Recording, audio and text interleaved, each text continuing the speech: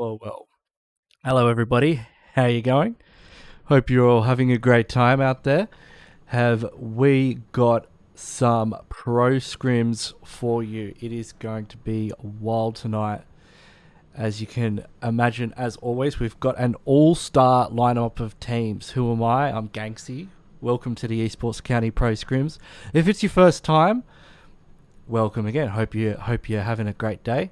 If you haven't noticed, if you look around the channel, you can see that this is the home of high-level PUBG Mobile esports, where we have the most intense competition, where teams are practicing at the moment for the PUBG Mobile Global Championship Finals. We've got teams like Nova Esports, current reigning world champions, playing tonight. We've got 628, the recent Peacekeeper Elite League champions of Season 4. That is the Chinese Pro League. We've got Navi, who come from the West Division of the Pmgc, and a bunch of other teams you may be familiar with too. So we're just getting all these teams ready to go, and we will be beginning match number 1 very shortly. That's going to be on Erangel. Just check a few things. Oh, so yeah, how is everyone? So let me check out the chat. You all look like you're having a good. Lots of love hearts for Navi in there. That's beautiful. Got a bit of people having a bit of a poke at each other. Try and keep it positive in the chat. We always prefer positivity. Yes, there was a bit of buffering. I'm just getting that looked into. It'll be okay during the matches. Don't worry. If it is, we'll sort it out. Don't worry about that. Okay. So Alt F4. That's not a bad idea. I'll let the production team know. You got some ninja IT skills there. Thank you. I really appreciate that. But yeah, look, we've tried turning it off and on. I mean, the games haven't started yet. We've still got a couple of minutes to go. But let's have a look at the point system we've got here, and with the spinning wheel as well. So it's pretty. These are standard, right? This is the kind of point system we know and love from PMPO, Pmgc, PMCO. So you get 15 points for a chicken dinner. Now that's half of what it was for the original PMCO. The original PMCO used to get 30 points for a chicken dinner. Now you only get 15. So you're basically doubling the kill count. What maps are we going to have up today, ladies and gentlemen? We're going to have Erangel, Miramar, and then guess what we've got to just top it all off for tonight? We're going to Sanhok, baby. We're going to the jungle, and it is going to be wild. You know how it is on Sanhok. If you've been around before, if this is not your first rodeo, you know how we go on Sanhok. But baby, Erangel, Miramar, they go off as well. It's going to be action-packed. Now, if you have not already, and I bloody hope you have, please do subscribe to the Esports County channel. Please subscribe. Hit that subscribe button. Hit that notification bell.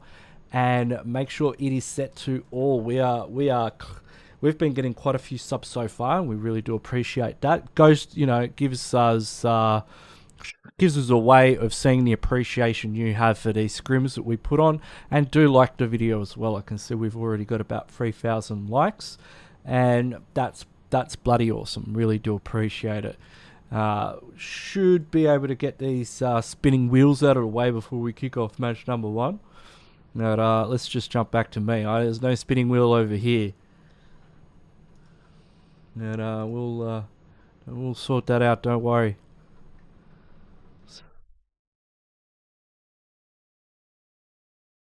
Just checking their connection on my end.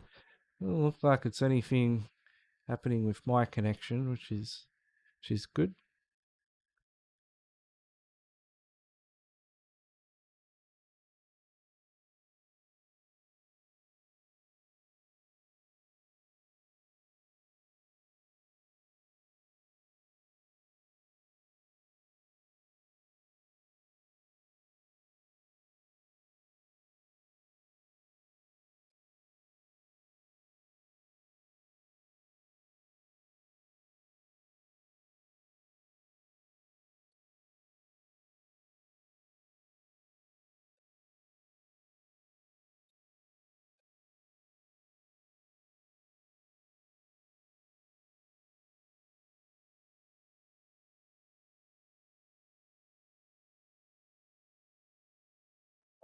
We should be kicking off our first match very, very shortly. So just hang in there.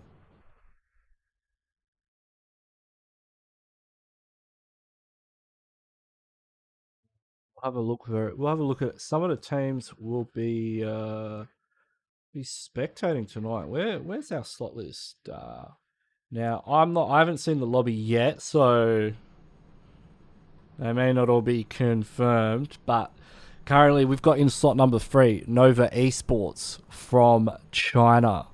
I think we all know who these guys are. We've got 628 in slot number 4, also from China. I think we know who they are too. We've got STALWART Esports in slot number 5, hailing from... Oh, it looks like the problem's across the board. Gee, phew. Well, at least it's not me, and we'll get it sorted very soon. Don't worry, everybody. I mean, I'm a technician. I'm pretty good at fixing stuff, but there's not much I could do. I could probably help them sort it. But yeah, we'll get everything corrected. Maybe I'll have a chat to them during the break. See what the go is. But let's go back to our slot list. So in slot number 6, we got NATUS VINCERE, which is Na'Vi. Okay, we all know Na'Vi. Na'Vi is a team. It's a Ukrainian team comprised of Russians currently. These guys are amazing. They won the Scrims the other night when I was casting. You can check it on my channel. It was a bloody good stream. The first game, like, it was a 2v4 at the end of the game, and I did not expect Na'Vi to win that game. Like, I was looking at it like there's no... Like, I give them about a 1% chance at best of coming out of this 2v4. They had barely any hard cover. All the odds were against them, and they won the game and proved us all wrong. And they did it in style. So, it's great to see Na'Vi here. In case you're wondering, A7, any day now, we're going to have A7. The boys from Brazil will be in these lobbies very, very shortly. You know, it's kind of hard to travel internationally at the moment, you know, just the way things are. So we will be getting A7 in here very, very soon. I know everybody, including myself, is so bloody excited to see A7 competing in here, but they're not here tonight. But in slot 7, we've got next RUYA Gaming from Turkey. Now, these blokes won the Pmgc West Division, so they are heavy hitters, and this is a team that we have expectations for. This is a team that we expect to do great and do amazing things. So we're keeping an eye on next RUYA Gaming. In slot number 8, we've got Furious Gaming. Furious Gaming hail from Chile. Chile is if you're not familiar, is a country in South America. It is, so they are along with A7 representing that continent and the West Division itself, and they're bloody good at the game too. So great to see these guys, and they've been very comfortable in these scrims. You know, they've really found their footing, you know, over the past week. You know, they haven't had long to practice, but yeah, they're looking good. So another team to keep their eye on. S2G, also from Turkey. This is a team coming from the Pmgc West Division. Now, S2G, I haven't seen them come into their own yet. You know, I'm still waiting. And you know, we said this about Team Secret as well. Remember, you know, back before the Pmgc East, we were like, where's Team Secret? You know, they're playing the games, but is this really, you know? And then Team Secret came out of the gate and they were like, you know, top 5, amazing teams. So I kind of feel that way about them. But, ooh, let's go look at what we've got here. We are into game number 1, ladies and gentlemen, and we are watching Nova Esports Jimmy. Let's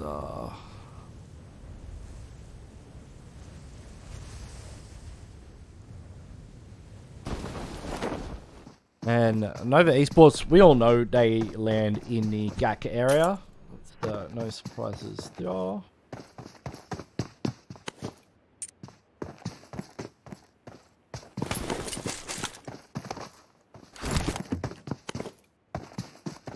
Jimmy on your screen. Jimmy, the IGL of Nova Esports.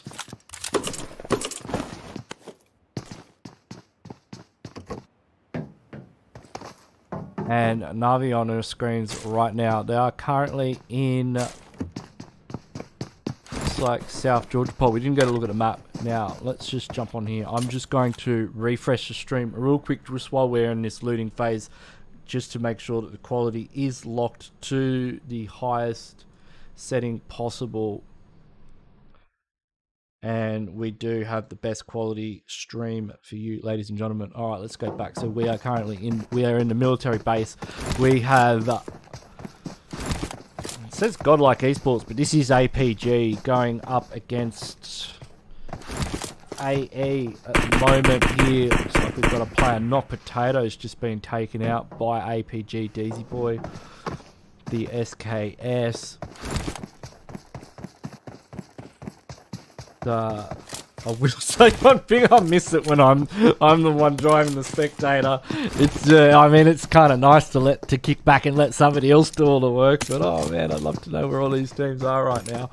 Be nice to see the flight part. But we do have IHC Esports. We've got the boys formerly known as Zeus going up against Navi in South Georgia Pole. Kitsune, Miku, Matic and Tixie. Now Miku has been knocked. Looks like there's a couple of knocks on the side of IHC as well. Zyol getting taken out also. So Icy's been confirmed. That just means it's really just Godless and Alex. Now, if you haven't been paying attention, Alex is a new addition to and he's just managed to get a knock with the M16, I believe, onto one of the members of Navi. So mounting a good defense. That's going to put pressure on Kitsune, but it looks like Miku and Matic have arrived to provide backup.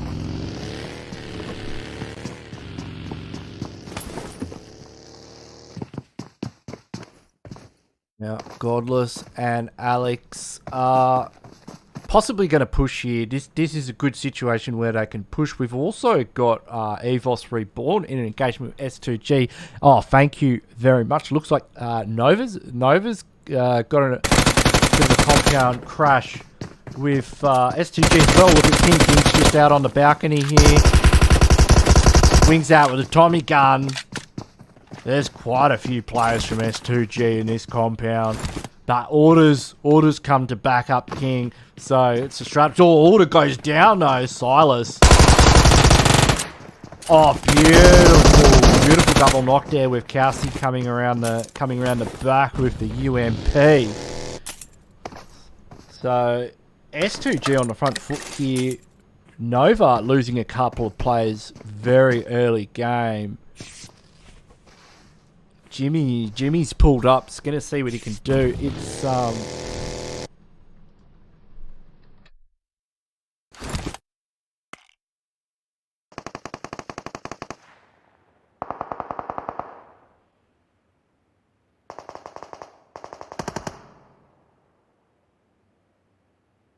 and Matic pulls in, gets a knock. That looks like that's... Oh, no. Godless is still remaining. And Jimmy's managed to get one knock. Boy, Paraboy's pulling in off. Oh, almost going for the clutch there. Oh, Paraboy must have been taken out earlier. So that's Nova Esports going out in 17th position, going out very early in the first match. And this is S2G. Either, you know, maybe S2G has landed on Nova in the past and they're just looking to see how much pressure, you know, or maybe they're landing Gatka, you know what I mean? Like maybe Gatka's their drop spot and, you know, obviously Nova land Gatka as well, and they just want to see, well, hey, you know, can we take it from them? Can we take this drop spot from Nova Esports? We'll see. We'll see how we go. We've got another Aaron Grill match and we'll see if this S2G Nova Esports thing starts to develop into some of these other, you know, hot drop rivalries that we've seen. GODL and TX and XSPARK, they will be playing from the next match. They haven't been able to get into the first match, so apologies for that. They will be joining us for match number 2. So just hang in there. The pans are on their way. So, all right, the pans are en route. Now, Godless is in a bit of a pickle here in South Georgia Pole. He is the last remaining player for IHC. Navi have caused a lot of problems for his team, and he's looking to get a little bit of revenge. What do you reckon? They don't know where he is. He's very aware of where they are. I think he might be able to get a knock onto if Kitsune jumps out the back there. Now, Kitsune may have heard that. Ooh. So, yeah, he gets that opening knock onto Kitsune. He's going to be able to hop out and get the confirm as well. Miku and Tixie are going to be rolling right on up to this fight. And they've got problems now. So Godless has got nothing to lose in this situation. He's got nothing to lose, and he's got everything to gain. You know what? I've got to say, ladies and gentlemen, I think S2G may be watching the stream, and I think S2G may have heard what I said earlier, and I think S2G are here to prove a point that they are here, and this is the kind of S2G we want to see. They're just taking fights. They're just taking fights, and that's what we want to see from this team, especially in these scrims. You know, drop on Nova, wipe them, push Furious, take them out. What next? Chicken dinner, maybe. Who knows? We'll keep an eye on them in the kill feed. Meanwhile, Godless. He got one knock, but yeah, you know, it's unless you clutch God, it's kind of hard to win these situations. You really, it's definitely not for the faint of heart. Pulling up on a Deadeyes, guys, grabbing a quick kill there on the rotation. Looks like they could be hunting down the rest of them. Now, Bigetron are currently center zone. Team Secret still having to move away in. We did just catch a quick glimpse of where the first circle is. It's kind of centered around that mansion area. It could go up to Yasno, we don't know. At this stage, we are only in circle 2. Anything goes. EVOS Reborn now squaring up against 628 downhill with a low ground position. EVOS sporting full health bars. Dayoshi and 33Z will need to employ some medicinal devices to the health bar. Lyserg's got to be careful though. Sunan's got a nice angle on this situation with the Mini 13. Down goes Lyserg. 33Z, Dayoshi already in the bus. They're going to pull up and start applying some pressure onto Red Faces. Red Faces is... He sends a few incendiaries out. Now, EVOS can make this... EVOS can still make this work. If they're able to get a couple of knocks here, 628 are quite grouped up. The way they're pushing right now, and they could get caught out if some of these players from EVOS that are in Pachinki are able to get angles on them. They are out in the open at the moment. It could turn sour for them. But it looks like 628 are getting away with it red-handed. Yeah, you can see him bailing out the back now. Yu Yang still needs to make a disengage here. And we've got a fight pretty deep in the blue between APG and Stalwart Esports. So we know Stalwart Esports land Novo Repnoye. It is quite odd that Stalwart Esports, it did appear that they were on the other side of the military island there, fighting APG, or at least chasing them around, when zone is up around this area where Bigetron on your screens right now are. Bigetron, you can see, look, they're fighting them. Oh, have I got my bridges wrong? They are. That looks like it's Milta, so they are on the Milta bridge. Ignore what I said. But yeah, so Stalwart Esports. Oh, they've got them sandwiched. Oh, this is nasty. This is what happens. this is what happens when you poke the bear. This is what happens when you go into the bear's house and you poke the bear pokes back. You know, you don't want to mess with Stalwart Esports on Sosnovka, or it's unlikely you'll make it out. Next, RUYA catching Kid 5 from Team Secret out there. I mean, you can see from the spread of next RUYA, there's no way he's making it out. Looks like eye shots and jumper are nearby. They're both pulled up to compounds. I think next RUYA, they're going to know some of these players are isolated, and we're still early game in Circle 2. They could go for a push here. They could definitely take the initiative. They know that this player is isolated. It's an easy 4v1. We could see AE pushing over the fence, but Ice Shots does manage to get a double knock. Ice Shots actually... Okay, alright. What happened? I like his footwork. Naghat though. Able to put him back in his place.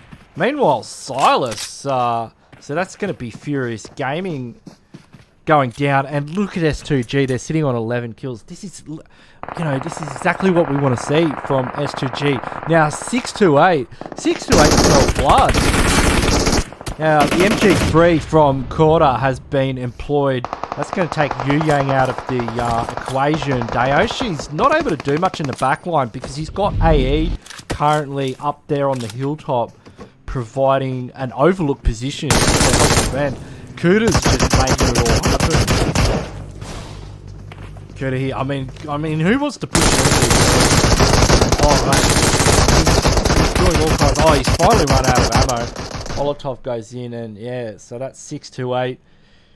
Evicting next RUYA out of the lobby. They go out in 13th place.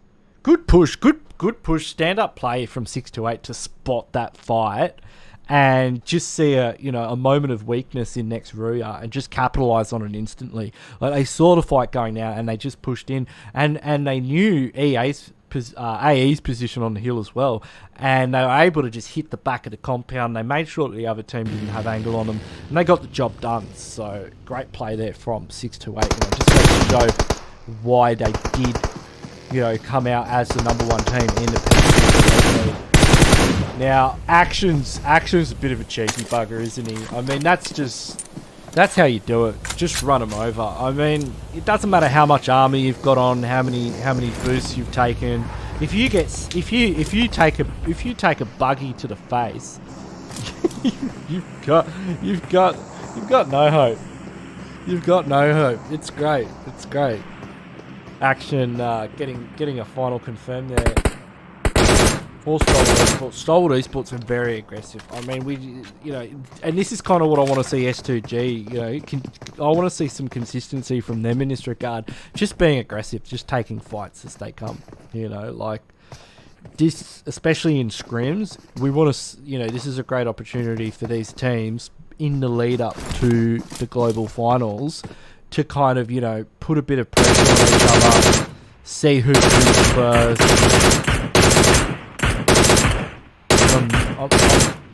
Yeah, Liquid finally completed the job that I was expecting Highboy to do there with the DP28. That's Nox bomb.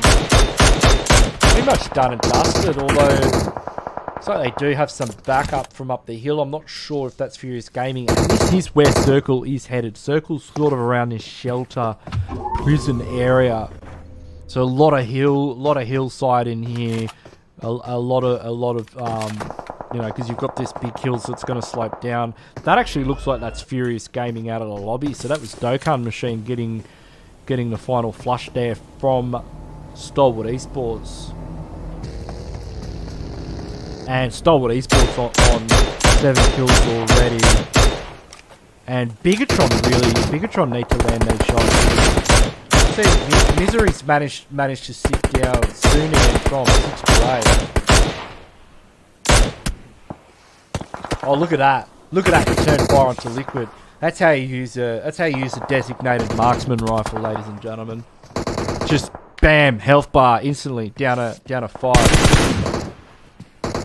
And see Navia sort of down the hill in that bowl area. Luxy's got a really great angle on it until Matic must be on the roof. That was, I believe, Matic that took Zuxi out there. Great play from Na'Vi.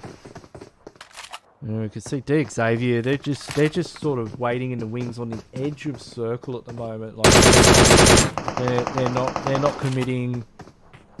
They're not committing to a location in zone, but they will shortly. Like they will make a move to get into the circle very soon. But it looks like BIGETRON are pushing them. So yeah, okay. They're not in zones. Must be like BIGETRON, because I just saw BIGETRON on the other side of the map. Now I'm just as confused as you are.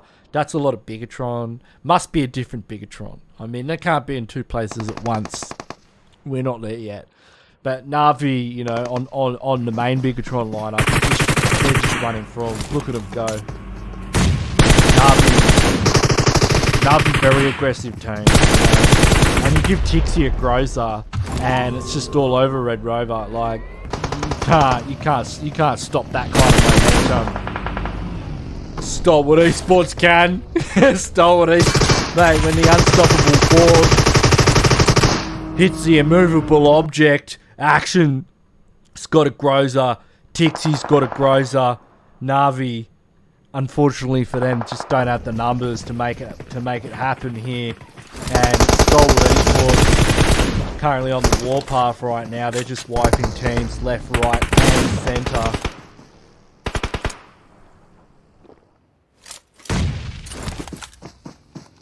Some people are saying Soul's playing tonight. I didn't know that. I haven't seen any evidence of Soul playing, but I'm down if they are. Frankie just hanging on there. He should be able to hit a HP, maybe just before zone hits him. It's circle 4, so it's gonna do a little bit more than Tickle. They're all in the blue. BIGETRON's new lineup. BIGETRON, I don't know if I'd say 2, but you know, the other BIGETRON. Lamborghini's the last one left. They've got to be careful though, because Lamborghini's about to just flip over and say good day. Oh, I feel like he probably should have got more done with that spray there. That was a bit of a missed opportunity. He's able to get a knock, but now that he's got that knock, he's not going to be able to out-heal the blue. I think he went straight for the first as well.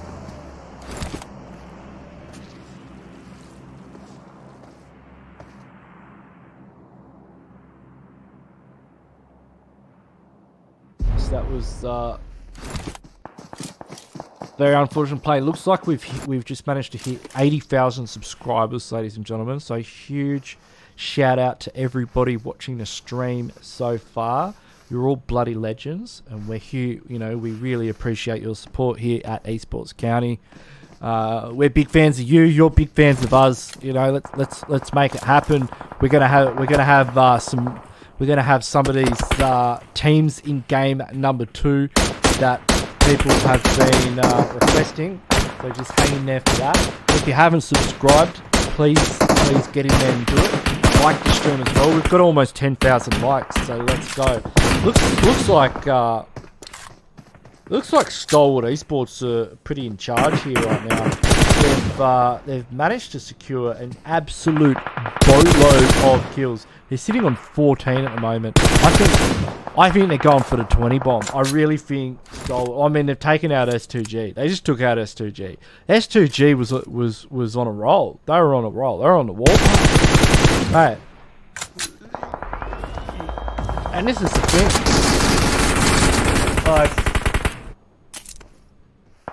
These teams are so aggressive, and they're probably, you know, teams like S2G and Na'Vi and 628, they're probably used to bullying other teams in their region, right? They're probably used to just bullying teams and just pushing them around. And, you know, as STALWART Esports, a lot of these teams are, but, you know, when we get to this stage of this level of the competition, you know, somebody's going to be more aggressive. And tonight, with STALWART Esports, look, they're going for the 20 bomb. I don't think they can. I think they got 19 at the end of when it was all said and done. But hey, 19 kills. Well done to Stalwart Esports, the boys from Mongolia, from Pmgc East Division. Winner, chicken dinner to them. Can we get some hashtag STEOP in the chat for Stalwart Esports?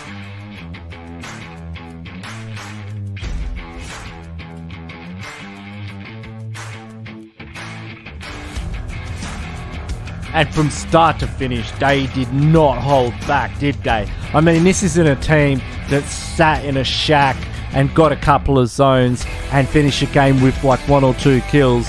They smashed it. They were pushing teams left, right, and center, and they certainly earned their crust, didn't they? They went at it. Almost 20. They almost got the 20 bomb too. I really wish.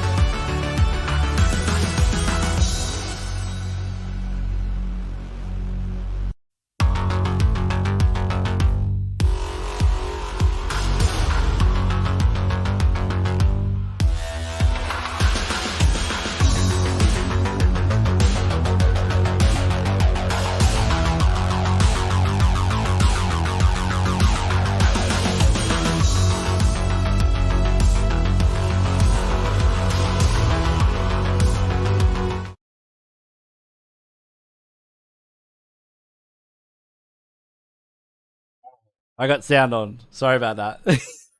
It happens. I mean, look, when you stream, if you ever stream, if anybody out there wants to be a streamer, do it. It's good fun. Or if they want to be a caster or whatever you want to do, if you hit that button, or just remember, if it can go wrong, it will go wrong.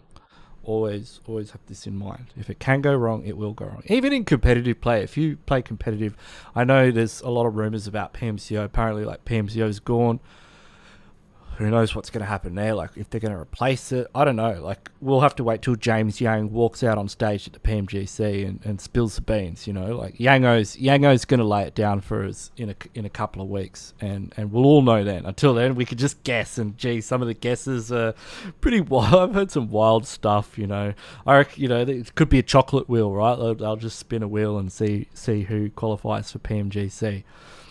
I like the definition of pro player. Apparently, I'm a pro player because I've played in a PMCO final. I'm not a pro player. I can tell you that right now. But according to Tencent, I am. So cool. I'll tell my mum.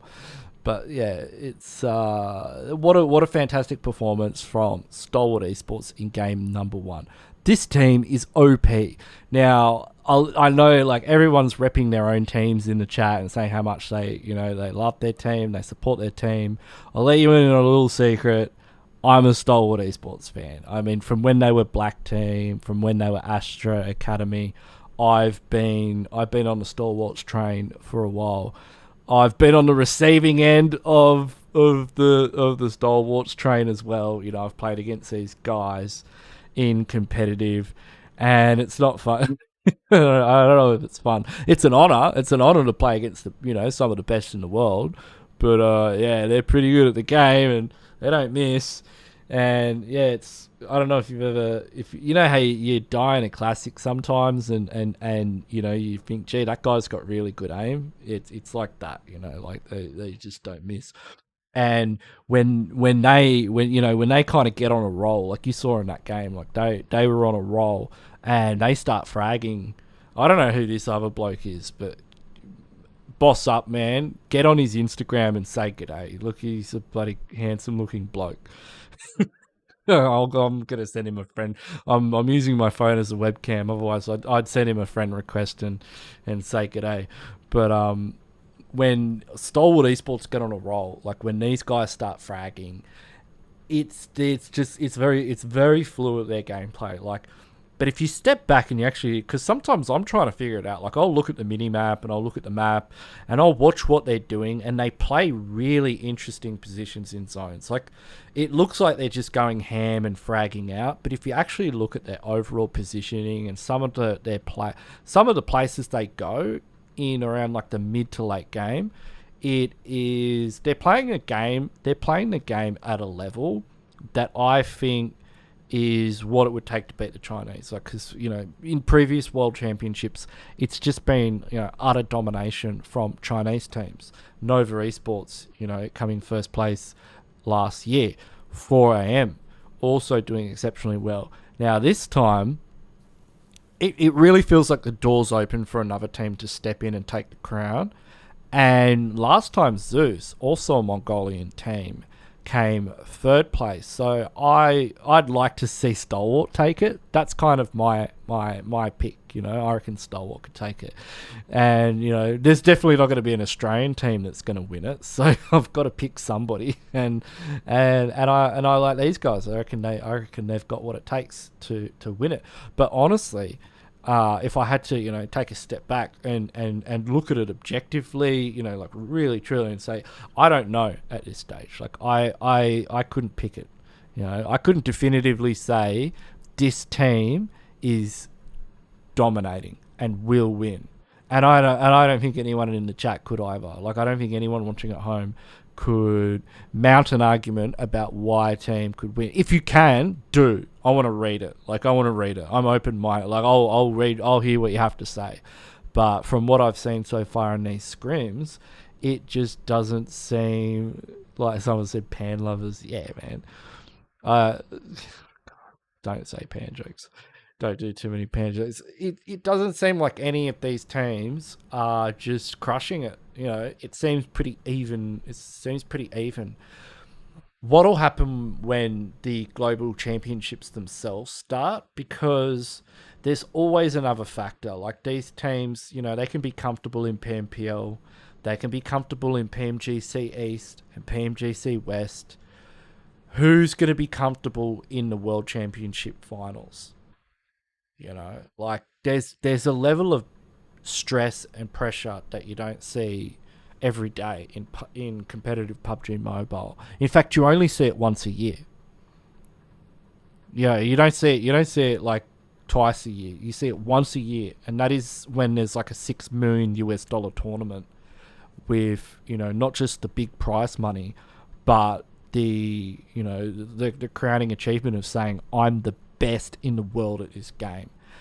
And Nova Esports have done it twice. Like they've stood on that podium before, and that podium's got their name on it. You know, like they are comfortable. So there's that element as well. Somebody like STALWART Esports have never played in a global finals before, and some people would argue that would work against them. But Zeus had never played in a world championship final either, and they almost looked like they were going to win it at one stage. So who knows? You know, sometimes teams, you know, they can build upon, you know, being comfortable, and they've been in this situation before, and they've learned from the past, and they're improving. But you know, other teams just have got the right stuff. But we are on the plane, ladies and gentlemen, as we head into match number 2 of the Esports County Pro Scrims, where we put a capital P in Pro. You know it. You know it. You know it. How many subs are we up to now? We are well over 80,000 subs. Thank you everybody who's subscribed tonight. If you haven't already, please do hit that subscribe button and the notification bell, and hit the like button as well. Somebody said, "G'day, mate." Oh, I love it when people say that. How's your day? It's good, mate. I'm in Perth. It's all sunny days. It's all sunshine and rainbows here. You know, I'm feeling for everyone else. It's it was a great day today. But how many likes have we got so far as we head into Miramar? We've got about 3,000 on this one. Excellent, good stuff, everybody. Really do appreciate it. We can see teams are out of the plane. I missed the plane music. It looks like Furious Gaming are kind of trending towards that Puerto Paraíso drop. We've seen them going there quite a bit. EVOS is going to head off to Impala. Looks like AE are heading towards Valdemar, Minister Val, Jumasau, Navi as well in that area. 628 really seem to be sticking to Los Leones, and looks like we might. I can't read all the names. Like normally I click onto them. Looks like I think we've got Damwon Gaming in this lobby. Nova Esports, of course, are going Minas Generalis. No surprise. Where they always go. They're going up against Deadeye's guys. Geez, Deadeye's guys, a Nepalese team. They love hot dropping, don't they? Deadeye's guys love it. You always see that. I remember seeing in the Pmgc East division, they were hot dropping 628, weren't they? And they actually come out on top. Now, looks like Damwon Gaming are going up against BIGETRON in Picado. Both Picado teams, so naturally there will be a bit of friction between these two teams. Early game in Picado. Luxy's got the penthouse suite, and he's currently just giving it the Fabian down there at the roulette table. And the rest of the game is pulling in. It's not looking good for us. Not long for this world. And down go Damwon Gaming. And there's a bit of a box shoot as well as BIGETRON plant the Indonesian flag into Picado. They want to claim this territory as their own. And you know, I love how Damwon Gaming put their drop spots in their profile pics. You can't see it at home, but when I get to sit in the lobby before the games when I'm spectating, Damn One Gaming. I think I did show it on stream once. They have all their drop spots, and we know they go Ruins. We know they go Picardo. They have where their Erangel drop is, and they'll even like draw other teams on there and cross them out. They're cheeky buggers. Like they're gold. They're good, and don't sleep on Damn One. I mean, yeah, they do well. A lot of people wondering, yeah, where are the Indian teams? I don't know. They're not in here. They're not in here. But yeah, someone did say Bigetron just wiped the East Finals winner. Why didn't Bigetron do that in the East Final? Like, you know, I really don't know what's up with Bigetron lately. Yeah, I wish they could perform at this level when it counted. But we've got the Xavier, a team that really did perform when it counted in the Pmgc. They qualified for the finals. And they are going up against IHC, who've really fallen from grace. I mean, this is a team, you know, we spoke about them earlier when they were Zeus. They came 3rd place in the previous Pmgc World Championships in Dubai. Like, 3rd place. They came out of nowhere. And, like, we knew, like, because they play in my region, so I know who they are. But a lot of people were like, whoa, who are these guys? And then it's like, like something's missing at the moment, and they've just lost their mojo because they weren't able to qualify for Pmgc out of the PMPL stage. They didn't even make it to the Pmgc stage. Hopefully in 2022 we'll see them back again through the PMPL. They'll have to come up, they'll have the comeback story, and we can see them in Pmgc 2023 maybe. Xavier here, doing everything, pushing in, takes down Zyol. And Alex grabbing another knock. This is actually, I think it's a 1v1 basically with Alex up against Frankie. There may be another player involved. I think it's just Frankie. And Frankie's pushing with very low health. Alex has got barely any health either, so this could go either way. Yeah, excellent defense from Alex, getting the triple kill there. Now, APG have made the dire mistake of landing in San Martin. Although, we say dire, but, I mean, Esports, off the back of a 19-kill winner, have managed to lose a couple of players very early on. And Scry's health bar, I mean, Scry's not going to be able to take... Oh, look at him go, though. There's no way Scry's going to pull off this 1v2 on negative health. Nah, he goes down. Top is way too far away to make any kind of reasonable play there. So, yeah, so that's just going to be top remaining. APG very spread out. So they've got Sky9 up on the hilltop. They've got Jammy down in the city. Top's looking for some helmet there and doesn't manage to connect the mini 14 shots.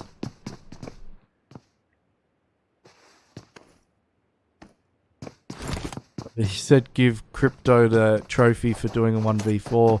Look, anyone can do it. I'm not saying anyone can do a 1v4, but it does happen. You know, people can have moments of greatness. You know, like Crypto's a good player, so I like Crypto. But it's consistency, you know, like once you start playing this game at this level, you know, over 18 matches in a finals series, it's going to take more than a 1v4 to get the trophy, and that's kind of what makes teams like 628, Nova, Navi, the teams that they are, because they can play at that level consistently. Looks like Navi's spotted out a member. I'm not sure which Team 22. Who's Team 22? Team 22 may be, let me just ask. So let me look at the slot list real quick.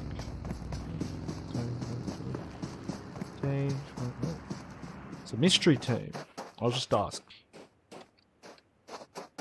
maybe some of our friends playing under pseudonyms.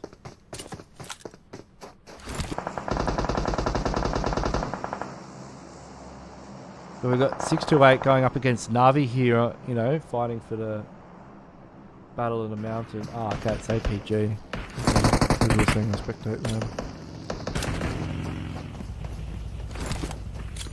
Apparently in this game, I love that the Esports County production team do have access to, you know, the kind of tools to really ramp up the quality. We can see BIGETRON currently have 4 kills, 4 players up. Nova's got a kill, Furious Gaming's got a kill.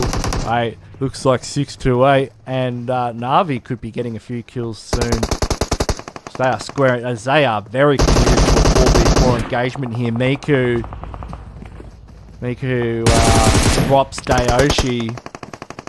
33Z running back, able to skedaddle out of harm's way. STALWART Esports getting eliminated in 16th position. So after being very dominant in game number 1, they go out quite early.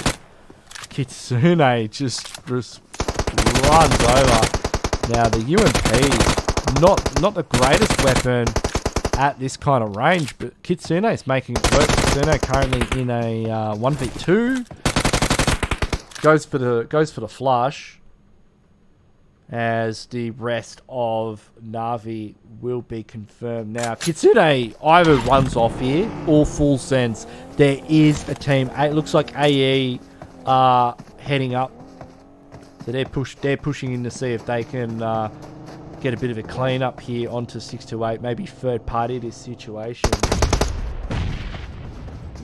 And that is actually going to divert some of the attention from 628, but Yu Yang does manage to spot out Kitsune, and Navi go out in 14th position, I believe, because Deadeye's guys have been eliminated as well in 15th position. Oh, beautiful nade there from Sayang 5X. Dayoshi taking the knee. This is not looking good for 628. We saw 628 third party a team, and it looks like the same thing is going to happen to them in game number 2, where they've just finished. You know, they've just come off the back of a 4v4 engagement, and another team's decided to get involved. King, was that a mini 4? Did he get that blow up with the mini 14? So STG losing a couple of players there. It looks like Rip's gone down as well. Order sporting a kill. So Nova Esports getting a couple of kills on the STG very early on. Reynolds, whoa, that was beautiful. This guy's on fire. That was CQC with a mini 14. That's what I'm talking about, ladies and gentlemen. And they are pushing. Yu Yang is just getting right out of there. Yu Yang's just got on the bus and just hightailed it out of Dodge. He's just... And look at this EVOS Reborn. So we've got another team looking at third party. And this is very, very common at this level. Like, teams hear shots and it's just like, you know, it's like moths to a flame. And oh, that was an excellent follow-up on that nade. He chunked him down about 1 HP. The Scarl did the rest. Red Faces already looking to get on the defensive with a nade. That kind of tickles them up a little bit. We can hear some more shots in the back line. Looks like another team, if you can see the mini-map, looks like another team has also joined the fray. That's going to be Furious Gaming. Or Fenerbahçe, actually. That's Fenerbahçe, one of the Turkish teams. So Nox Bomb from Fenerbahçe getting also... Oh no, it is Furious Gaming. I'm tripping. Yeah, no, it is Furious Gaming. Big Milo full team. Fenerbahçe just happened to be in the kill feed at the same time. Beautiful spray from Big Milo, getting a double knockdown. May I note, without having to take a reload. So that was a 2-for-1 clip on the M416. Excellent 4x spray there from Furious Gaming. And you can see they're dropping like flies here. They're fighting 2 teams at the same time as well. So that's going to be AE on the ropes, out of the lobby. EVOS Reborn looking like they're going to be following in their footsteps very shortly. You can see Puppy's going for the right angle here. Yu Yang's had enough. He's just dipped. He's like, nah, I don't want a bar of it. And he's just going to head into circle, as circle is currently centering up on the Tombstone area. But you can see Puppy's gone for this nice right angle, and he's employing a little bit of trigonometry onto the side of EVOS Reborn. We've got incendiary devices getting involved. Oh, I think the next one's going to get a knock. And yeah, they're in big trouble. Furious Gaming starting to push up here. Puppy's got to be careful though. Where Puppy is as a solo, he does have to be careful that he doesn't get knocked himself. And nah, I like look at them. They're just running in there, and Puppy's. I think he's gone for the run over as well. We'll keep an eye on the kill feed. Yeah, Puppy's just gone in and just run him over. Cleaned him up with the UMP. I think it's just one, maybe KF remaining. KF's on the deck. Great push there from Furious Gaming. You see Yu Yang's actually he's still hanging around like a bad smell. He's just saying, look at him. He's just saying, he's thinking, maybe I can. You never know. I mean, you don't know, right? You don't know until you have a crack. But it looks like whoever was the remaining member of EVOS Reborn has just hightailed it out. They're gone. They're just going to go for placement. IHC eliminated in 12th position with a total of 4 kills. So that's only going to be 5 kills overall for them. And we've only got 4 teams with 4 players, and that's going to be Nova, Furious Gaming, BIGETRON, and next RUYA. Furious Gaming currently in the lead with 7 kills so far. They're looking pretty strong. They've got a great rotation in, depending on where circle shifts next. You can see BIGETRON on the screen at the moment, holding the church area, so they're dead center in the zone. A fair bit of high ground advantage as well. Looks like Nova are just below them in a compound. And Team Secret now with players outside of zone. This is a really risky position for iShots. I'm not sure how I feel about iShots just lying prone next to a rock with so many Nova Esports players, but we'll see how it ends. He's getting out of there, and unfortunately for Kelsey there, he's just pulled up at the wrong place at the right time for BIGETRON. S2G go out in 10th position. You see Puppy, the man behind the wheel of the Death Bus, is currently, I don't know how he's in first place, because looks like Alex, Luxy, and King also have 3 kills. We do have our kill leaders. Nobody's really pulling away from the pack in terms of overall kills. See BIGETRON now engaging with Nova. Obviously Nova getting caught a little bit outside of circle there. They'd be looking to make a rotation in. Only a really small corner of the compound. I don't think much of it's in zone at all. And they've got Team Secret and BIGETRON looking to hold them off. BIGETRON would not want Nova Esports trying to get into the next circle.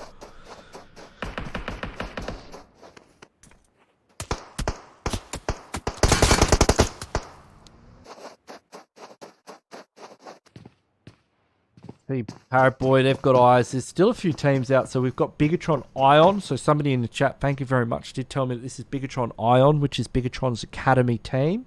So they're the up-and-comers, the next generation. They are currently outside of zone, but they have vehicles, and it's not too, you know, if they can, I'm not sure why they're running it up the guts, but if they swung out wide and took it around the hillside, if their timing was right and BIGETRON was a little bit more focused on Nova, they could possibly, you know, somehow get a rotation out of here. They could either in fact, if they rotate towards Pmgc, they've probably got an easier run of it. Looks like they are coming under fire from Nova. Nova currently, they're just trying to run across the road in open. It looks like Team Secret and BIGETRON are going to let them.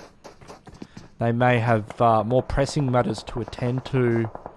And that has actually allowed BIGETRON Ion to grab this compound at the end of zone. This compound's not bad. I mean, you could fit a few vehicles in here and keep them safe for the next rotation. And if the hard shift, if they get the hard shift and it goes on to them, then it's a game-winning position. So that's a great move from them to make that rotation at that point.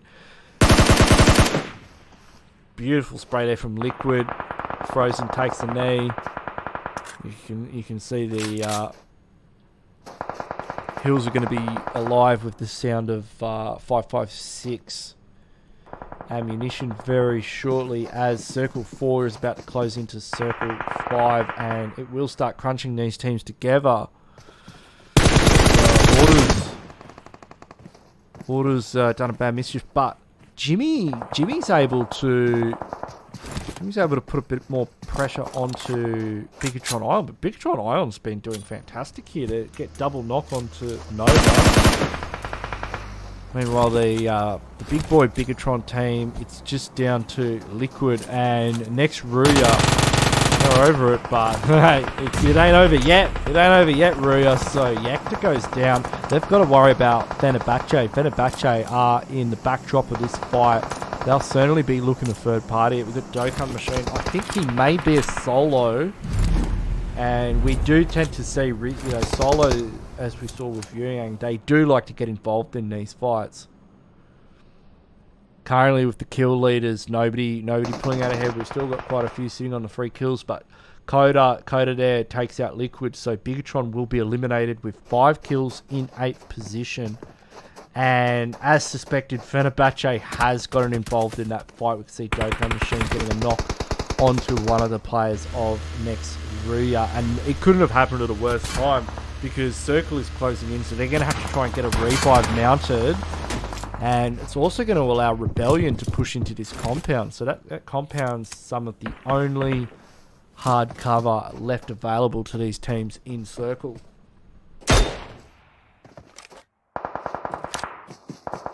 Looks like APG zone. Only Rocky from Bigetron Ion, he's top of the damage board with Pappy. Excellent nade there from Nihat, so Dokkan Machine's pretty much out of action there. Circle 5, the entire squad of next RUYA in between him and Zone. There's no way he's making it in. Looks like Ion has been eliminated though. Not sure. It must have rotated in front of Nova Esports. You can see Nova Esports picking up a few more kills. They've been having a fantastic game this game too. I mean, they've got 10 kills. All 4 players up. I think this game is going to go to Nova Esports. It's looking like it's pretty Nova right now. FENERBAHÇE gets taken out by next RUYA, but there was a knock involved, and this would be an absolute prime opportunity for Nova Esports to take out what looks like possibly the only other full team in the lobby, which is next RUYA. So it looks like, look at him go, look at him go. King's in there, knock number 1, knock number 2. King's on a roll, almost gets knock number 3. Coda's bloody thanking his stars for that one, but that is Nova Esports. They are just running it down, and next RUYA are dropping like flies. And this is next RUYA. Like, this is the team that won Pmgc West Division. And they've got to get used to this kind of profile. I mean, that should have been a knock. That should have been a knock on Paraguay. I mean, I wouldn't have been able to do it, but I feel like Frozen should have. Have managed to get triple knocks. I'm not sure if they got triple knocks. Looks like Nova's actually been picked apart. I think that might have been Furious Gaming getting involved as well as Coda and Frozen. So good defense either way. It looks like Furious Gaming are heading up here to close things out. Circle is on this compound. I love it when Zone ends here. It's always going to go to the team that's kind of in that position, but who's got these angles onto Nova? That's gotta be Pappy, calm down, son. What are you doing, mate? He's on 5 kills, 10 on the board in total for Furious Gaming. Vamos, vamos, vamos. Let's go, boys. They just took it. No, it looked like I would have thought Nova would have won place number 2, but looks like Furious Gaming got something else to say about Mudda as they now push into next RUYA. And look at that cover fight. Look at that cover fight. There's no way he was going to be able to peek that ridge. Did you see you see that cover fire that was backing him up? Unfortunately, it wasn't there for when he peeked the window of Coda. But it looks like the whole gang's arrived now. Trigger's quite low though. They're going to have to finish. They're going to have to complete this push. They're probably going to have to keep Pappy in the back line as well. Pappy may be able to get something done here. No. Ooh, this is anyone's game right now. Because you got Coda, and Coda can clutch it up against Furious. Then you've also got the kind of, you know, mystery element of APG. What are APG going to be doing in this situation? Somebody called Leo in the chat is saying it's not live. I can tell you right now, Leo, it is bloody live. I don't know how much more live you want it. I could get there in the lobby myself and have a go, but this is definitely a live tournament. This is Scrims. This is the Esports County Pro channel. We don't play replays here. And this is a live stream. But welcome. Hope you're enjoying the live stream. If you haven't already, please do subscribe to the Esports County channel, the home of pro esports, where these teams are practicing for the PUBG Mobile Global Championships. Looks like next RUYA have been eliminated. Jimmy's winding one up. It's a 2v2. This is a fair fight if ever I saw one. Just to the south of Vincere. What a great place for Circle to finish. Let's get the twin cam. You gotta tip your cap to the production team here. They're really cranking it up to 11. So we've got Trigger on the left. We've got Jammy on the right. Pappy as well. Pappy's been an absolute machine in this game. Moments, bit of a standoff. I mean, they're just trying to work the angles, get some incendiaries out there. Nothing's really connecting. Nobody wanting to take the plunge, go for the push, make the play. They're just waiting. Possibly to see what the next circle is going to do. And it does shift, and looks like Furious Gaming will have to go through APG if they want to get through the next circle. If APG wanted to be grubs, which they are, they can just sit here, take TPP angles. I mean, they're moving. But hey, Furious Gaming don't play that game. Nate gets it off. In they come. It's a 1v2. Can Sky9 do it? They come over the top. No way, Jose. Furious Gaming take out game number 2. Winner chicken dinner. And how about Pappy? Pappy was on fire in that game. Like, he got the vehicle run over to get the squad wipe. Let's get the stats up. That's what I'm talking about, ladies and gentlemen. Let's get up the stats. So 14 kills. I think Pappy had about 6, maybe 7. He definitely had about 6 kills, I reckon. So Pappy fragging out of his mind. 2,549 damage. Do vehicles count on damage? Because I'm pretty sure they ran somebody over. You can see. So yeah, Pappy had about 6 kills. Got to say, he's the MVP. He had the 42% kill contribution, couple of assists, big survival time. Trigger going ham as well. 4 kills, 661 damage. I mean, look at Pappy's damage, 1,000 damage. And Scream MVC as well. Scream VC, 3 kills, and Big Milo. So these guys just absolutely popping off. Look at the damage numbers. 2,500 damage, 14 kills. And Nova Esports, they went out quite early, but they had some pretty serious damage numbers as well. 2,300 damage. That's disgusting. 12 kills. Nova's going to get a lot of points out of this game. Nova's going to get a bunch of points just off the back of those kills. I don't think their placing was too hot, but the kills, it's going to make a difference. Next RUYA as well, getting about 9 kills. And look at the jump. You see, you've got Furious Gaming, 14 kills. Nova Esports, 12 kills. Next, RUYA with 9 kills. And it just jumps. It's like, it just jumps like, you know, more than halfway. APG getting 4 kills and the rest. We've got a head-to-head with APG and Furious Gaming. And it's not a fair fight, ladies and gentlemen. I mean, look at the damage dealt. It's almost triple. The damage received, you know, it's nothing to sniff at. 14 kills. That is triple.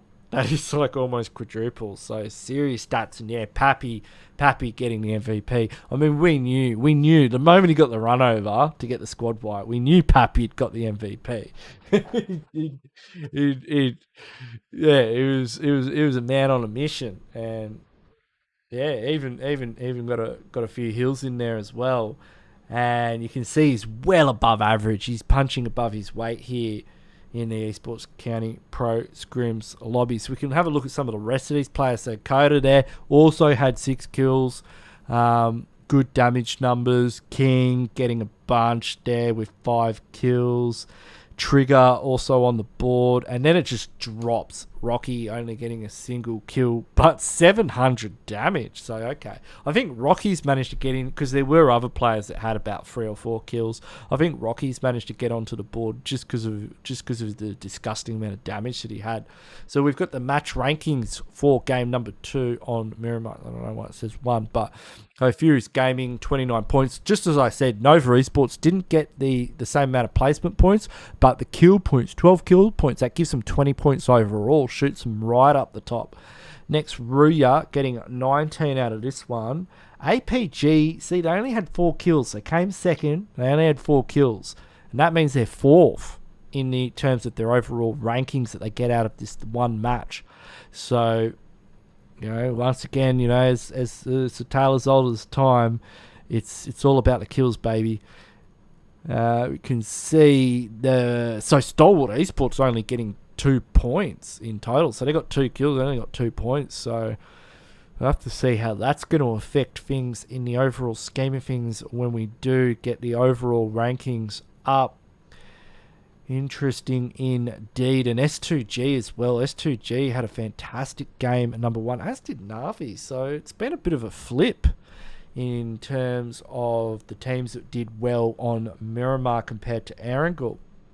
So we'll have to see how it plays out over the rest of the matches and see who is overall, you know, coming out on top. But yeah, not a lot of consistency. Damn One Gaming, not a team you expect to see out this early. Deadeye's guys is a team I expect to see out this early, only because, you know, Deadeye's guys, you know, they hot drop. They love hot dropping, and they love taking on very strong teams and hot dropping with them. And you know, it doesn't always work, but you know, it's always a good time watching them.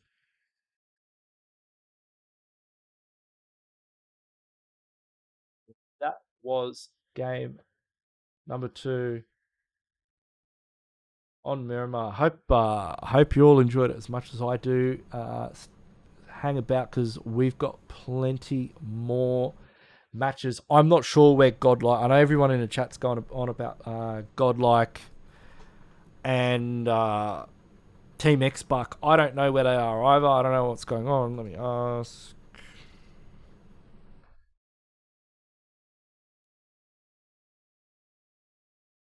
I'll find out. I'll ask. I'll find out and ask. See what the go is there.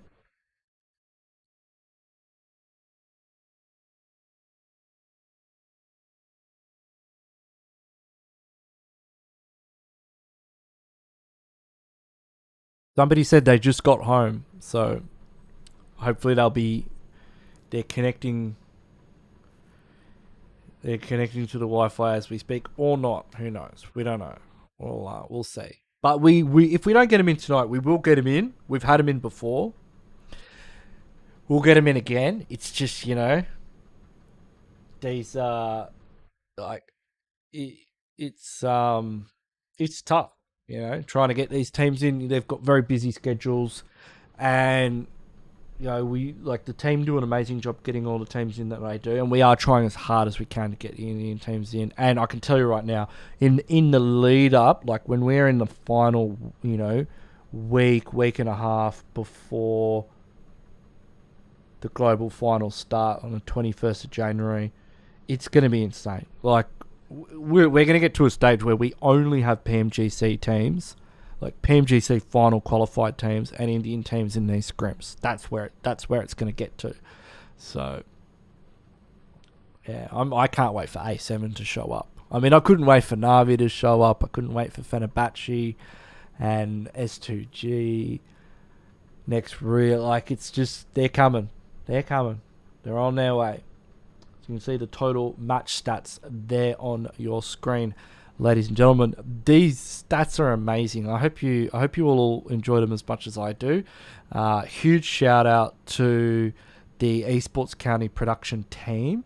Like, they are just pulling out all the stops tonight, and I'm all for it. You know, I love seeing all the stats. I love the nitty gritty. You know, if anyone out there kind of knows me, you know, they would know I'm good mates with Bushka, and I'm a big fan of what Bushka does. If you don't know who Bushka is, you can find him. He's all over the joint. He's like 6'5".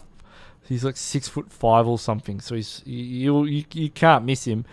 And he drills right into the game, and he gets all the damage numbers, and he looks at all the kind of nuts and bolts of the game, and I love it. I love all that stuff. I'm right into the numbers too. I want to know that a SLR does 79 damage to a level 2 helmet on a headshot hit. You know, I want to know that kind of stuff, because it tells me that in the late stages of the game, when half the lobby is coming off the back of a 75 HP first aid kit, if you tap them on the noggin with an SLR, it's like hitting with a Kar 98K, except you got 20 in the clip, and you know, it only bounces like a couple of mil every time you shoot it, and it doesn't have that bolt action lever reload. So some of us appreciate these things, not everyone, you know, but I do, and that's why when I get to see all the stats and I get to see all the damage numbers, kind of gives me a bit of a drill down into these players and how they're performing,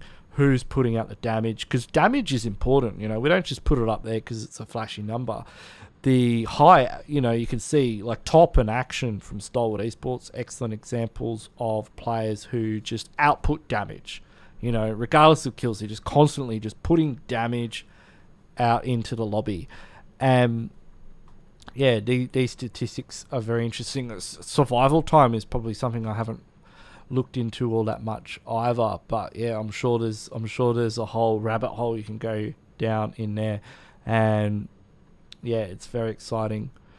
It is so cool just to see this level of granularity in scrims. You know, these are some of the most well produced scrims I've ever seen, if not the most well produced scrims. But we will be going to a quick break, ladies and gentlemen, before we kick things off for game number 3 on Erangel. So don't go anywhere, please. If you haven't already, do make sure you are subscribed to the channel, or maybe we're not going on a break. But please do subscribe to the Esports County Pro channel, and make sure you've hit the notification bell. It's like when you hit the subscribe, there's a little bell, and you can set it to all. And if you do that, whenever we go live with Pro Scrims with all your favorite teams, you just get a notification up on YouTube. I mean, you don't have to, but if you're as forgetful as me, I mean, I'd forget my head if it wasn't attached to my body, but it's a good way of getting notified of when we do go live. So we are heading into match number 3 over the island of Erangel. We've got a flight path from Lipovka to Gatka. I don't think Godlike or XSPARK is going to be playing in this lobby, ladies and gentlemen. Just in case you were wondering, let's put it to rest now. They're not playing in this game. They'll be playing possibly in the next. We're trying to get them in, but we'll see. We'll see. You know, it's some things are out of our hand, but rest assured we are trying as hard as we can. We can see teams are already out of the plane. Furious Gaming, they have a player headed towards Lipovka, so they've got a 3-1 split. They've got one player going to Lipovka. I feel like they're just sending a player to Lipovka to see if it's empty, because usually all of their players do land around that Milta factory, kind of mini factory, big factory area. But it looks like they've just got Scream MVC just kind of scouting Pubg just to see if it's available maybe. Like, I have seen them play a 2-2 split around there. We can see Team Secret, of course, are heading north. They're going to their standard location of STALWART. Circle pops. It's pretty much dead on around between Pmgc and Gatka. So, yeah, Nova's laughing. S2G are in kind of a weird spread, if I'm honest. I kind of want to go back and look at the map. I want to see S2G spread because they are kind of around Pmgc and kind of around Gatka. I think we did see number 1 getting into a few fracas with Nova in the early game. Oh, we do have a pin message. Indian team are practicing on new devices, so they won't be playing today or tomorrow. So the Indian team, they've got some new phones. Yeah, okay. I wonder what phones they have. So I'm sure they're very fancy. Cool. So they got new phones and they're just trying to figure out how they work, how to connect to the Wi-Fi, you know, what the Wi-Fi password is, all that stuff. So no Indian teams today. How to throw a pan on a new phone. You know, you got to see how it handles pans. Looks like Fenerbahçe 1907, one of our Turkish teams, joining Bigetron East, Bigetron Red Aliens in the farm area. Liquid circling the drain here. Noxbomb drops him like a rock with the DBS. Zaxy's pulling up for round 2. Look at the crouch coming in. He's geez, he's got to be playing like 8-finger claw to manage that. Oh, he's got the nade. Looks like Rebellion's kind of aware that Zaxy's there. Maybe the awareness should extend to him backing up because his health bar has been taken down to about 50% from that grenade. And we can see in the kill feed, S2G are engaging with Nova Esports. So it looks like we are seeing a continuation of this battle between S2G and Nova around some of their drop locations, because we know that Nova do land very spread out around that Gatka area. So you can see Calci here. He's managed to take down Paraboy. He's got the hard cover of their house. Orders not having King's not having a bar of it. You can see a few bullets heading his way, but he's got hard cover now. He can just sit there and just play TPP peek all day. Now Luxy's been punished.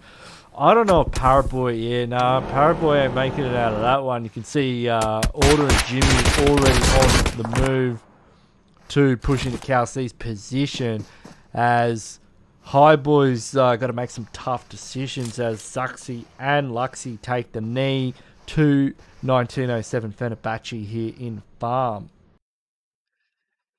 And it looks like Silas has managed to get a knock on to King in the kill feed. So Highboy able to get a knock on a Nox bomb. But, oh, this is wild. Oh, this is not looking good for Nova at all. It's just Jimmy remaining. And S2G. I think that's the second game in a row. Yeah, not in a row. That's the second Erangel match in a row. They've wiped Nova in Gatka. And this is something we've got to keep an eye on, because this is the reigning world champion going up against one of the top teams from the Pmgc West in their drop location. Like, they are challenging. And Noxbomb, you know, challenges Bigetron to stay in the lobby, which they don't succeed in. They will be out in 17th position. But I'm definitely keen to see how this, you know, fight brews between S2G and Nova over this Gatka drop era. We've seen many teams come and go in Gatka and try and put pressure onto Nova to take their spot. And you know, if this continues and continues into the finals, it could hurt Nova's chances of, you know, maintaining their status as the reigning world championship by backing up their win in 2021. BIGETRON Academy team. Also, you know, landing where they know they're going to cause trouble, and that's going to be STALWART Esports' new drop location. Now, I think in game number 1, STALWART Esports did land in Military Island, because I did see them on that Novo bridge. I'm going to say they landed in the Military Island. Now they're back in Yasnaya. We've been seeing STALWART Esports landing in Yasnaya quite a lot lately. It's starting to look like Yasnaya Polyana is STALWART's new drop location. Now, when GODLIKE in the lobby, yeah, it's been a bit interesting, hasn't it? So they're getting a bit of practice onto the BIGETRON Ion Academy team.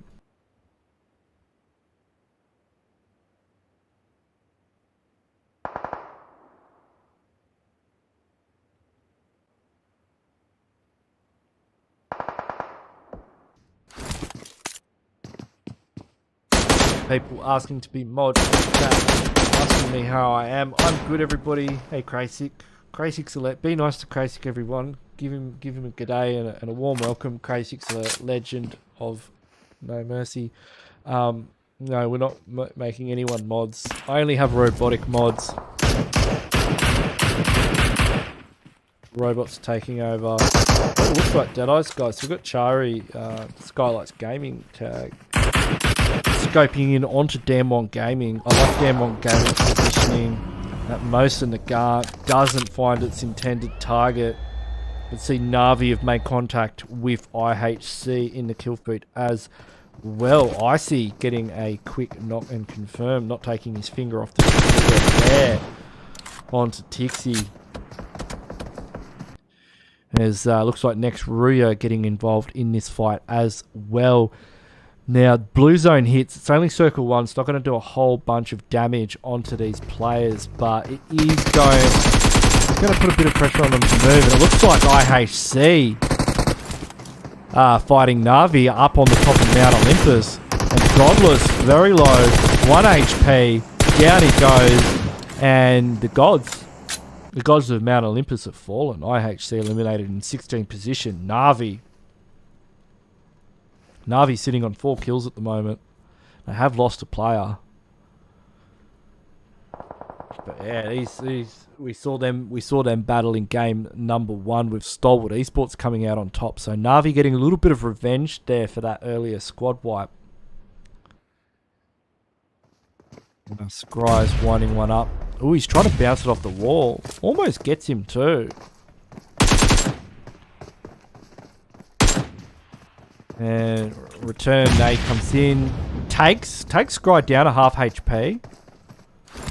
So that nade did do a lot of damage. This is risky. This is risky for STALWART to fight out in the blue. They have 4 players up, but yeah, it's gonna be, you know, they're gonna have to commit to a 4v4 engagement or back out real quick, or else they're in big trouble. Because we're circle 2 now, and there's 40 seconds on the clock. And once we start getting into like circle 3 and circle 4, it's not fun anymore being in the blue. Like it starts to really chunk down on the health bar, and they're going to be just churning through meds like nobody's business. And they're quite spread out. They've got Fajar separated there. They should push him. I mean, PO could possibly provide some backup. I feel like a BIGETRON Ion are just too spread out here. Fajar actually, yeah, top grabs him with a nade there. So that'll be the send button. That wasn't a nade. That was. And look at his health bar. Down he goes to play zone. Yeah, I don't know if you play chicken with STALWART Esports unless you're actually using a real grenade there. I think it was a stun or it was a smoke. It was a smoke grenade. He chucked a smoke grenade at him. And Scry chucked a real grenade back at him. So, yeah. Looks like Academy's... yeah, I don't think they're going to make it out of this one. That's got to be a good confidence booster for STALWART as well, considering You know, some of the previous performances in Naya haven't been the best. Meanwhile, S2G going up against their rivals from the West Division, Furious Gaming. Furious Gaming took out the last match on Miramar, and Stalwart Esports get the squad wipe. But yeah, they are seriously lacking meds, and closing. It's like Furious Gaming putting the hurt into S2G. It's just down to Timber actually. He might go for a reset, try and pick up one of his teammates. But yeah, I'll look at Team Secret rolling into the back there. Team Secret looking to get involved here, and that's going to be S2G sandwiched. They're done for. There's no way they make it out there. A nice shot lands the final blow onto Timber, so that's going to be S2G and next RUYA, two Turkish powerhouses eliminated from the lobby in 11th and 10th place respectively. Now S2G did have a couple of kills. They had a bunch, and yeah, Team Secret not even taking their foot off the gas. They know Furious Gaming are weak. Jumper just sends it in there, gets the vehicle, or iShots gets the vehicle kit. I think Jumper just jumped out with the MG3 and finished them off. So that's Furious Gaming out of the lobby too. And I like this. I like this meta. I like the fact that, like, if you're committing to a 4v4 engagement in open, you've got to watch your back, you've got to watch your front, you've got to watch all 360 degrees, because, you know, look at Team Secret. They've just finished the fight. 1907 Fenerbahçe's pushing them now. It's like every single time a team wipes another team will come in and push it, try and have a crack. Fredo takes the knee. Looks like Navi's some issues with the vehicle there, but iShot's health bar steadily decreasing as Rebellion rotates around the back. iShots takes a knee as well. Dokkan Machine is putting in some serious work here with the incendiaries. In fact, it looks like it's just Dokkan Machine and Rebellion currently in the front line for Fenerbahçe at the moment, as Antidote is slowly making his way in. And they've really got Team Secret on the back foot. I mean, they've managed to get a quick reset. The MG3 from Kid 5, I mean, that's definitely going to do their Jump is able to get another beautiful quick little knock. This could be it. Yeah, that's it. Excellent defense from Team Secret. Considering they had 2 players knocked, they mounted a good defense here. Will they survive the next team though? Looks like XAVIER'S locked up as well. This is just third party after third party after third party. I mean, it's like out of the frying pan and into the air fryer or whatever. It looks like Lamborghini's getting involved there as well. So Team Secret, unfortunately, just I don't know, because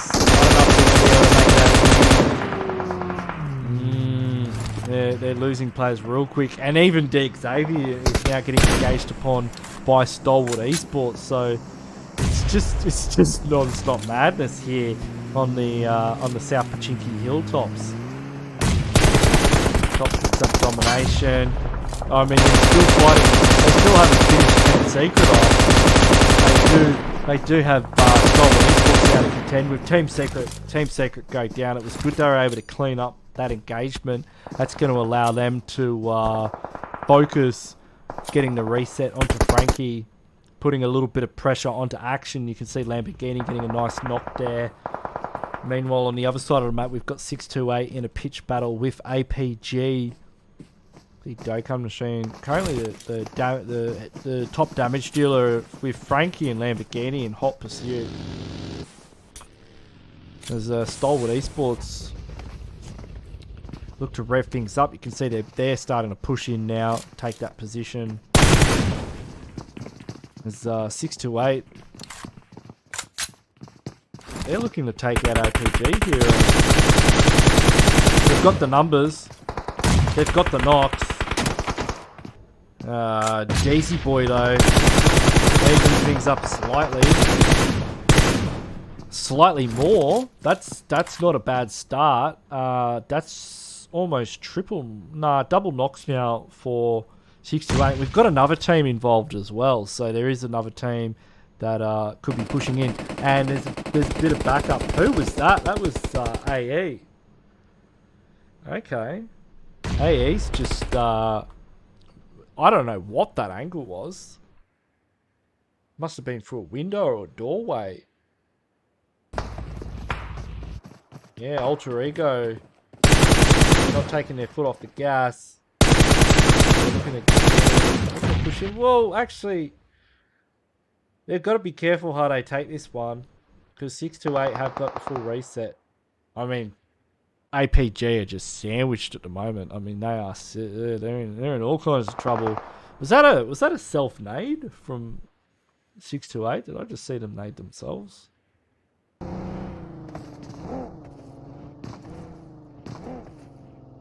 Yeah, Ultra Eco, they're being very careful in this situation.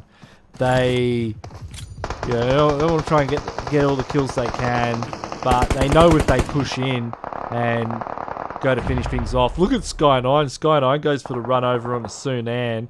Mate, how many runovers have we seen tonight? This is fantastic. Who needs pants when you got Buggies, Darcy's, and Uaz's?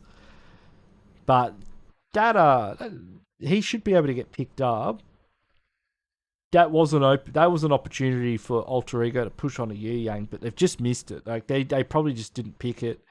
Yeah, if they had seen it, if they'd seen it for what it was, that was kind of their opportunity to just push in and just win the fight. But they're waiting, and they're just a little bit too cautious. I mean, when 6 to 8, when one of them's been run over, yeah, just if you knock one of them, just go. Like don't let them, don't give them the amount of time they need to respond properly. Just continue to apply pressure.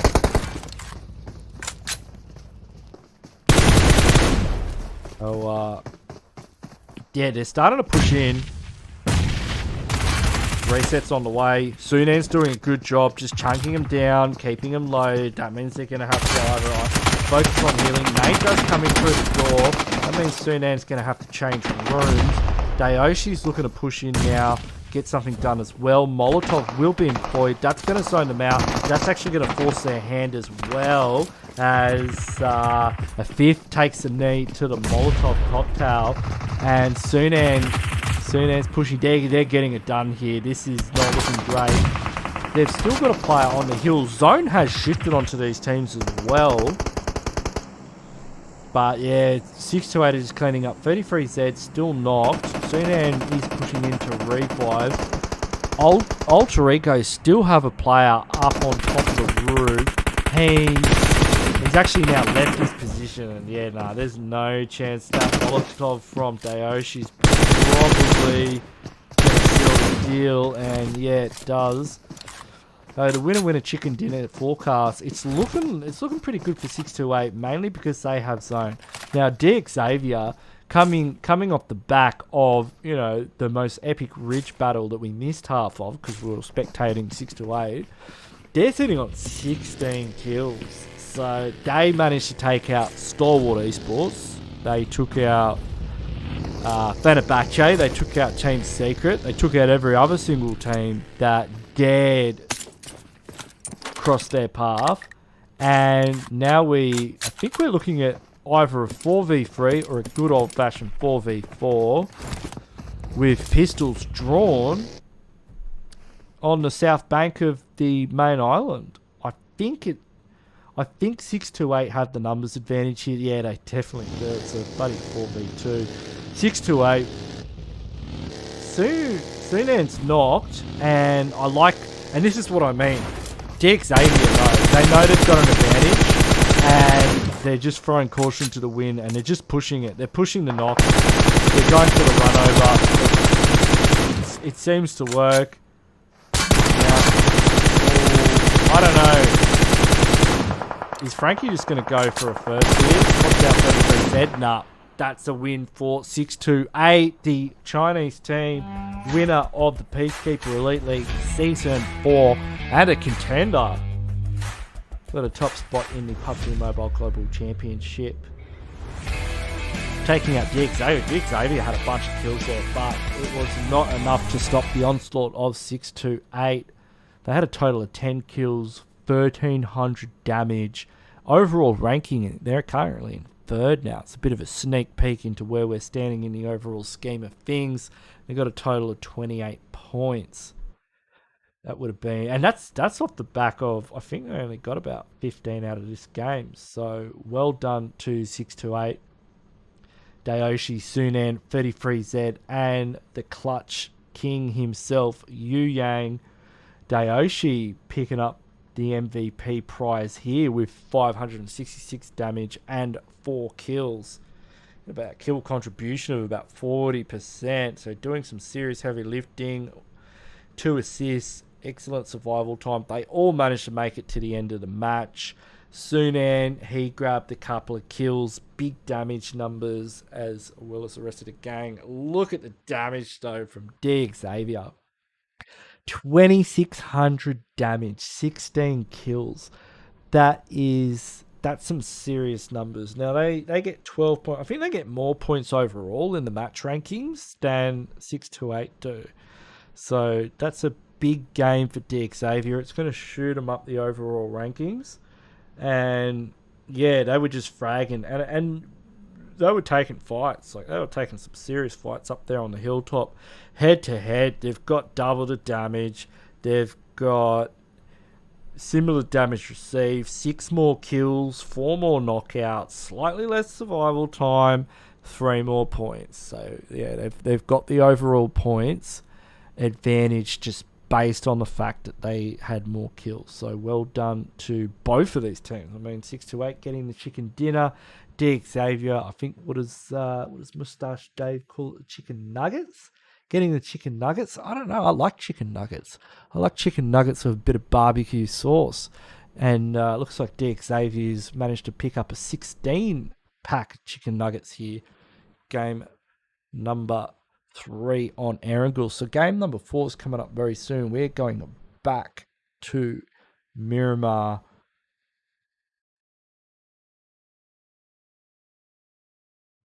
Frankie will be the MVP. 4 kills, 1,000 damage. Frankie by himself has more damage than I think any other team.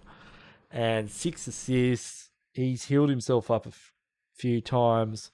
And he's got decent survival time as well. So well done to Frankie. You can see he's well above average. The red bars, significantly larger than the yellow ones. Lamborghini's in there as well with more conservative damage, but 1 more kill. Dayoshi, similar kind of numbers to Lamborghini. Duck, similar as well. And Dokkan Machine from Fenerbahçe, also managing to get into the top 5 players. Fenerbahçe managing to make it into a late game somewhat. Unfortunately, there was just too many teams fighting around that Pmgc hill.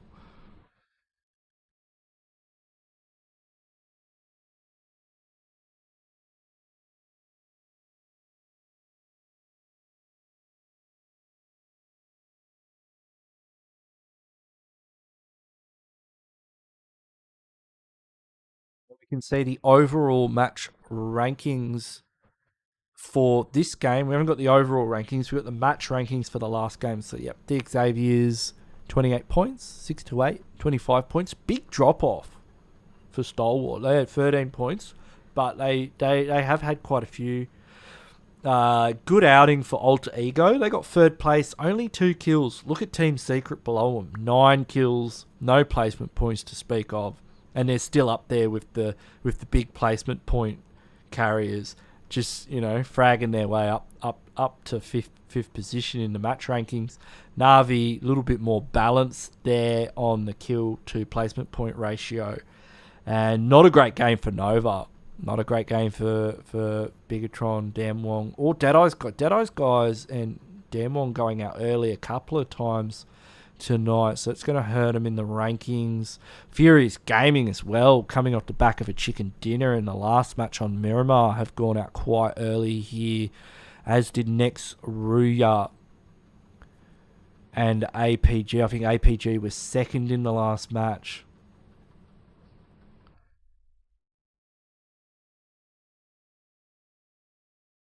It was pretty out of control. There was two teams at that point. They just fight. You know, they were fighting all game long, all over the joint.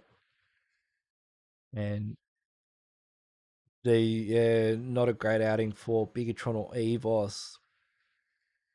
I think Miramar tends to be a much better map for Bigetron.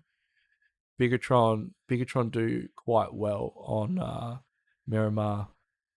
Somebody says luck matters. Look, luck's a part of it, but when you have, you know, when you have so many games in a row, yeah. Somebody's asking me if I'm from Australia. Yes, I am. I don't know how you could tell, but I'm from Australia, definitely, 100%. I'm from in Perth at the moment. I get good ping on the Asia server actually. So the match summary, we've got look at Frankie's damage number. Like, that's incredible. 1,000 damage. That's pretty, like, we were talking about damage before. That's a high output damage player. And if he's able to do that consistently, that's going to make a huge difference for DXavier. DXavier, I think they're like top 3 in the Pmgc East. So yeah, no surprises. But yeah, those are the stats that kind of back up their placing in the overall standings in these big events.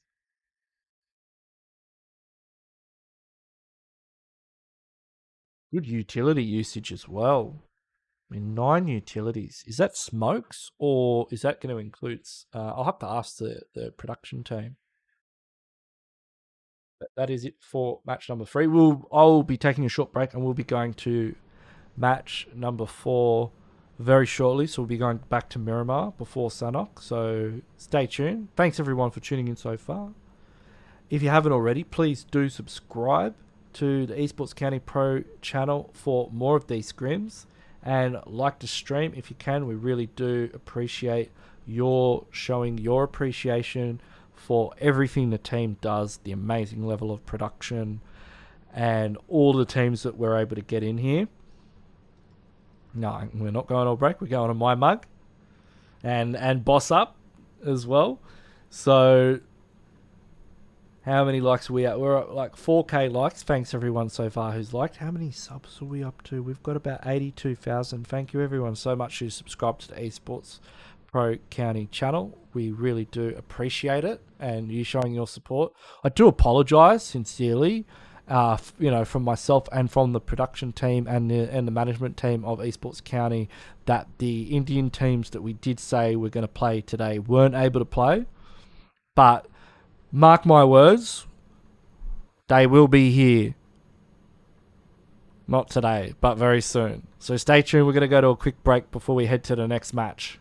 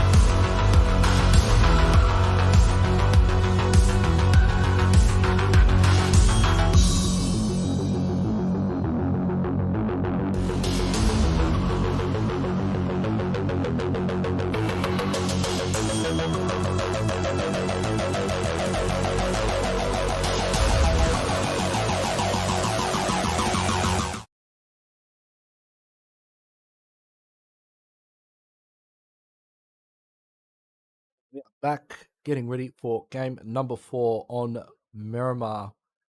Let's check out what everyone's saying in the chat. Everyone's talking about India. India. It is exciting. Like, I'm excited to see India back. It sucked on so many levels to see the game get banned there, and all of what of the external stuff aside, like, I know a lot of Indian players, and there's people in that country that, like, were building careers and livelihoods because esports is an industry. Like, this is like, I think this is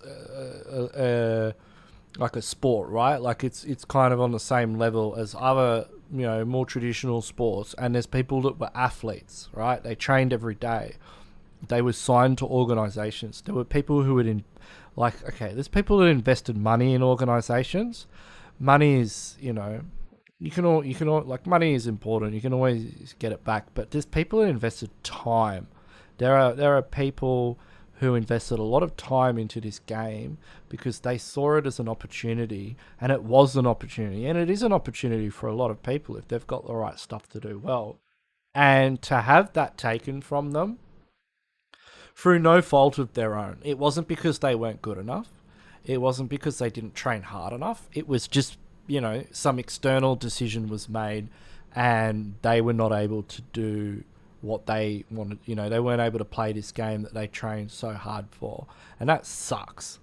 It sucks a lot, and it was rough, but they're back now, so that's I'm excited for that. But what I'm really excited for is game number 4 on Miramar.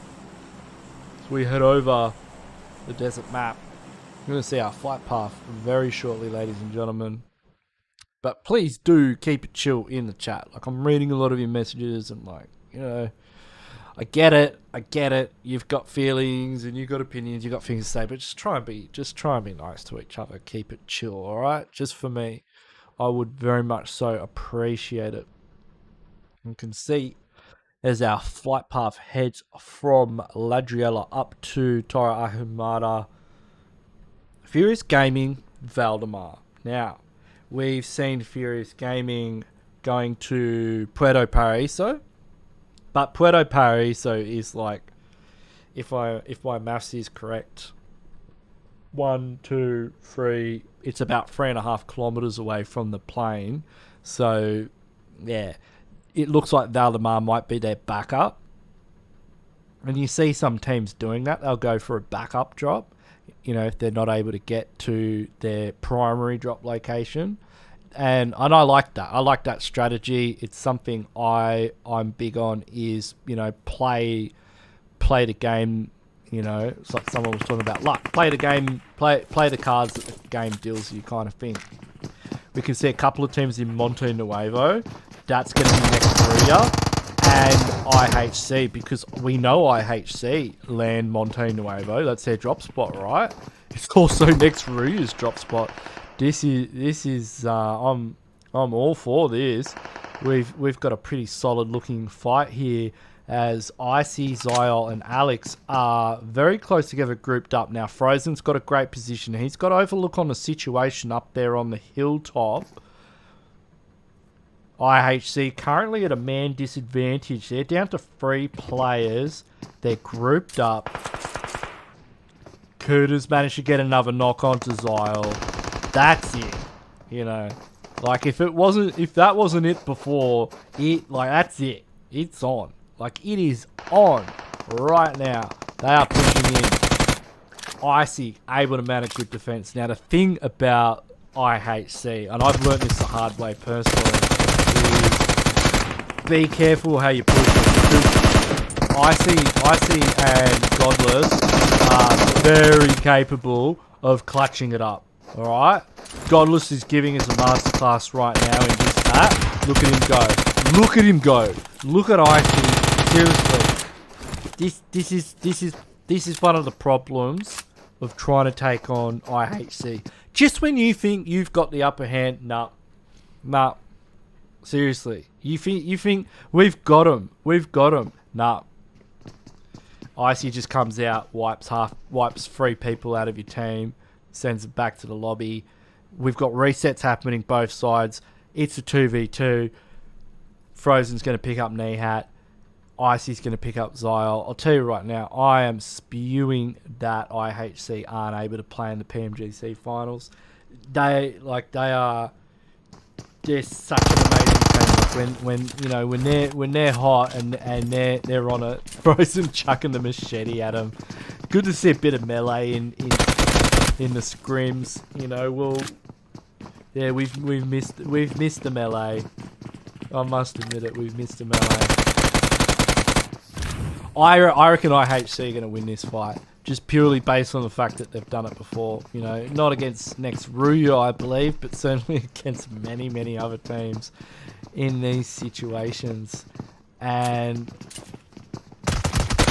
now that this is a CQC battle, and next RUYA, because the advantage next RUYA had at the start of the game was the angles. They had so many great angles. Now, this is just CQC. If next RUYA is able to get a nade in there and get a knock through the use of a nade, maybe. But I still think in these CQC engagements, Icy's movement is just on another level. Xyle has left me speechless watching his gameplay so many times. Next RUYA, on the other hand, look, maybe I'm biased. Next RUYA, on the other hand, not a team I'm too familiar with.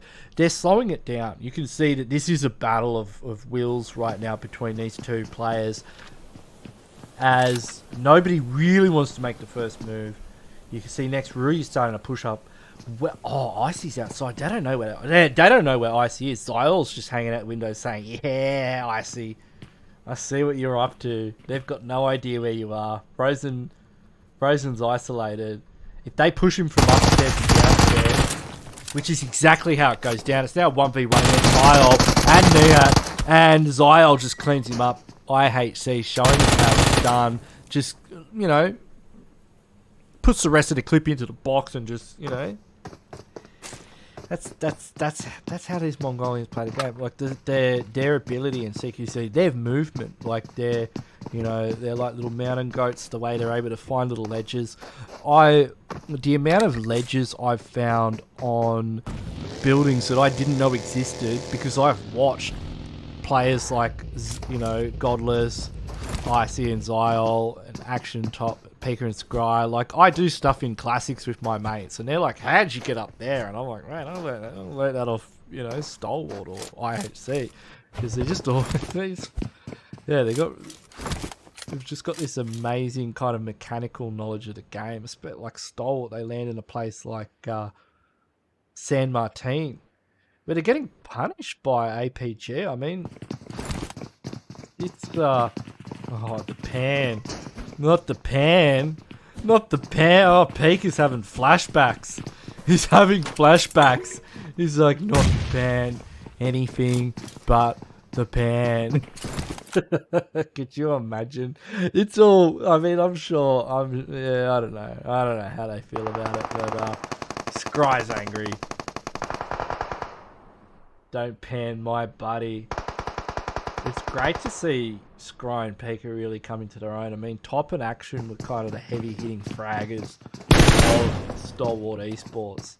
But, in this last kind of Pmgc league stage and finals, we've just seen Scry and Pika really step up. Like, I don't know how this is going to work with Top up the top. With Top up on the mountain, like, there's a lot of value he can add to the engagement, but at the end of the day, you've got to, like, when it all comes down to this wild CQC, pushy, messy kind of stuff, Top isn't able to get a hold of it. Unless they're dumb enough to jump out at that window and follow him, because you can see he's baiting them. But yeah, they're able to just quickly flick out, and Top's not able to get enough done from where he is. Like, you're having a player up there means you've got one less down in the city, and it just gives the other team that advantage. They can they can take that advantage and turn it around and win the engagement. In another episode of Picado Days of Our Picado Lives, we've got Damwon Gaming going up against Bigetron. Both teams that traditionally land in Picado. Deadeye's guys are here. Deadeye's guys love hot dropping. It's like Zuxy's. How are you going to get out of this one, Zuxy? Look at those bullets just whiz past his head. Oh my god. Yeah.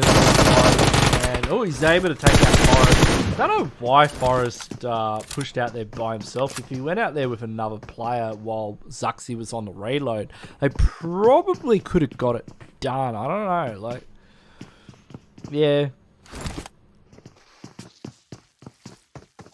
If Zuxy's able to clutch his way out of here, I'll be very impressed. We've also got FENERBAHÇE here. I think FENERBAHCE's gonna... I think Dokkan Machine. Yeah, he's just lobbing an 8. He knows how to get rid of Zuxy. So that's Bigetron out of lobby. Go out in 15th position. Looks like EVOS REBORN is just absolutely destroying 6-8. I'm not sure where that's happening. But, it's like S2G have caught APG out of position, jamming now the last player, and S2G are just walking over them. And we could see another run over. We've seen quite a few so far. No, they're just going to push up, and that is APG out of the lobby. And it does, yeah, S2G, they do seem to be turning it up a bit tonight in the scrims, which is great, because I can see they're playing more aggressively. And great to see. I want to see more of it from this team. Meanwhile, Nova Esports going up against Academy. Jimmy being taken out.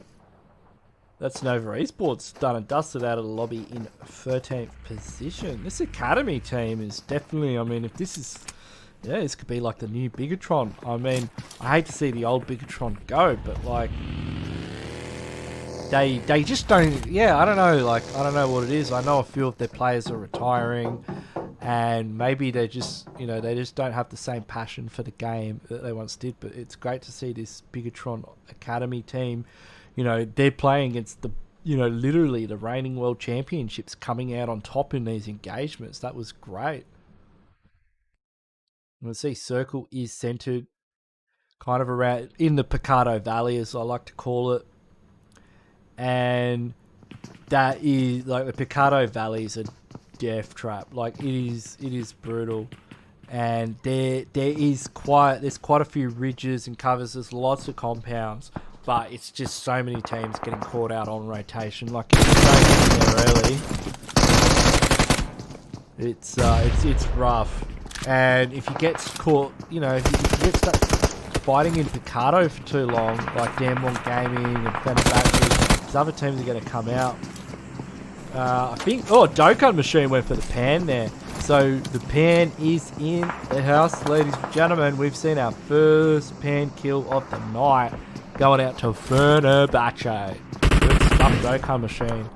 The melee is in. We've got a lot of teams now taking up residence in Picado. We've got Team Secret, FENERBAHCE, of course. They've brung the cutlery. We've got Deadeye's guys nearby. Looks like Deadeye's guys might be on the hilltop just to the north of Picado.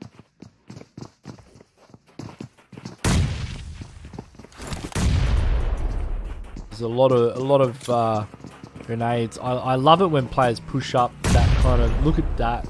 Oh, that was a great nade. And they're going up the... They're going up the kind of the ninja tunnel or whatever it is. I don't know what that's called, like that way of getting up. But they've put it to good use, and FENERBAHCE are... They're just shooting each other. I don't think they know where FENERBAHCE know where they are. Oh, Dokkan Machine's on fire. I mean, he's come off the back of that pan kill, getting a double knock on Team Secret. Oh, the nade though. Oh, that nade is... That nade is going to go right onto his head, and boom, down it goes. Excellent. Excellent use of the forearm there from ice shots. That's going to allow Team Secret to get Freddo back up. Rebellion now as a solo. Oh, he's still got Nox Bomb to back him up. Looks like IHC have been eliminated in a position. Maybe to tag up Kid. Kid loses some of his health bar. That's going to be enough for Rebellion to jump in there, and he's got the Barrel M762. He's got the AKM. AKM does do a lot more damage than the Barrel M762. Barrel is able to get one knock, gets two knocks, and Nox Bomb from the side cleans up Team Secret. They go out in 10th position with only a single kill. FENERBAHÇE able to get almost a full reset there. Good play from FENERBAHÇE. They've done exceptionally well in Picardo.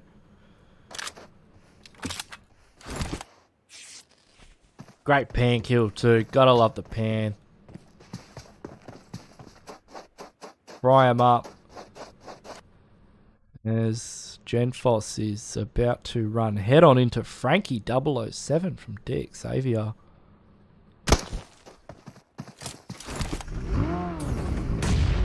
Well, they know where he is. A couple of nades go out. Circle friend. These teams are in the blue. They're going to have to make a move into circle, especially considering it's in that Picardo Valley. Yeah, there's no benefits. There's no benefits to latecomers in a zone like that.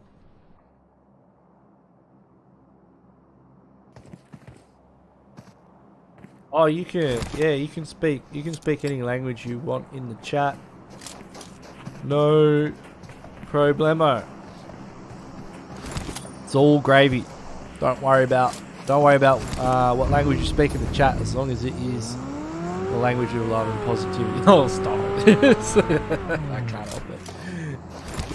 I had to say it. Alter ego. Ooh, he's gonna have to be careful.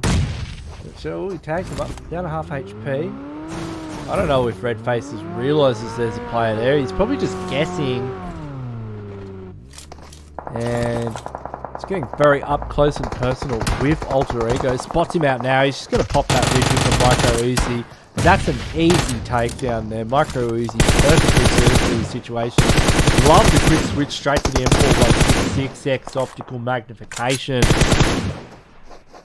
Taking the other player down to about half HP. Silas now, domination in the kill feed. Looks like S2G's continuing the warpath. We've got Furious Gaming nearby as well. Pappy and Scream. Mate, they're definitely going to third party this engagement. That Molotov, there's no... You're screwed. He doesn't even, he just resigned himself to his fate as Potato exits the lobby. Good nade out there from a thief. Molotov as well. He's going to have to be careful though, as Redfaces is about to receive backup from Lizerg and Micro. He's able to get one knock, almost gets two. I'd say this is a good time for Alter Ego to push. You're going to have to be careful though, because Furious Gaming, they've heard this crackers. They are already moving in. Big Milo comes in with the cleanup crew, stealing the kills from Alter Ego. Furious Gaming, they just want to clean this up. Looks like Deadeye's guy. Is that, no, that's going to be Bigetron Ion Gentos from all the way downtown with the M16 managing to secure a kill as well. And that is EVOS Reborn out of the lobby in 9th position with 7 kills, so that will help them in the overall scheme of things.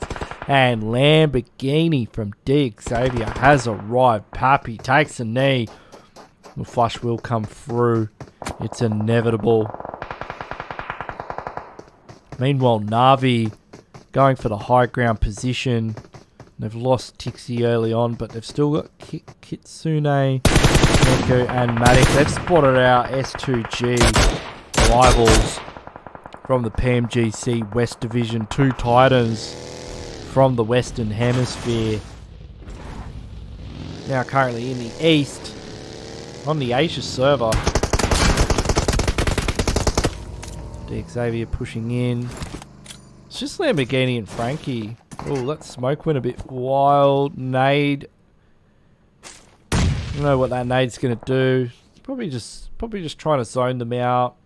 Give Furious Gaming a bit of room to breathe. It's only Milo and Scream remaining for Furious Gaming. So they're going to have to be very careful about how they play this one out. They've got Alter Ego on one side. They've got XAVIER on the other. They're quite separated. If one of them gets knocked, it's going to be very difficult for a revive. I'd actually say the move here is just to back out. Like, nobody wants to be in between two teams. It's very, especially when you don't have a numbers advantage, it's very unlikely to work out. I'd say the move for them is just to jump in the bus and back out of here, especially considering zone has shifted away from Picardo up the north of the hill. Ooh, on top. Yeah, cheeky little spray. Fenerbahçe. He jumps down and wasn't able to catch his bearings before Noxbomb was able to get the return frag. You're gonna have to, jump through the window. That'll do the trick. Should be able to get the pick up onto Rebellion. I'm not sure where the rest of Deadeye's guys are. Does look like Milo's now making a retreat. It's a great play from Furious Gaming. There's no benefit to staying in this fight. Frankie and Lamborghini, they're either going to have to push through Alter Ego and finish this fight. Looks like that's what they're doing. I mean, Lamborghini's left the buggy behind. He's moving forward. A fish still in a forward position, but he's right next to his buggy. So he's kind of playing it halfway. See Scream from Furious Gaming. So they've taken a new position and they've spotted out a couple of players. Fenerbahçe as well, eliminating Bigetron. And Big Milo getting a kill onto Navi. So that takes Navi down to a duo.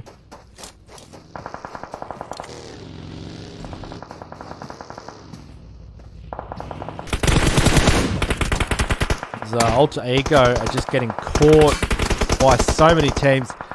And this is where things start to heat up because we've got a very small zone. We've got 7 teams remaining. We've got Fenerbahçe, Navi, Deadeye's guys, XAVIER, and Alter Ego all just running around this hill with very limited cover.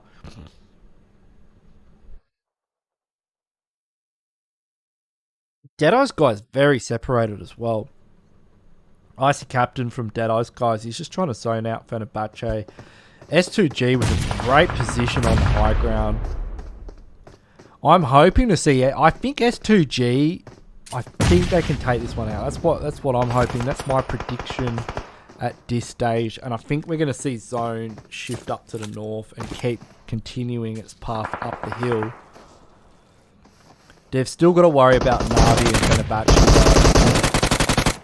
Now, Fenerbahçe though are in big trouble. They had 10 kills. They've had a great game regardless of what happens at this stage.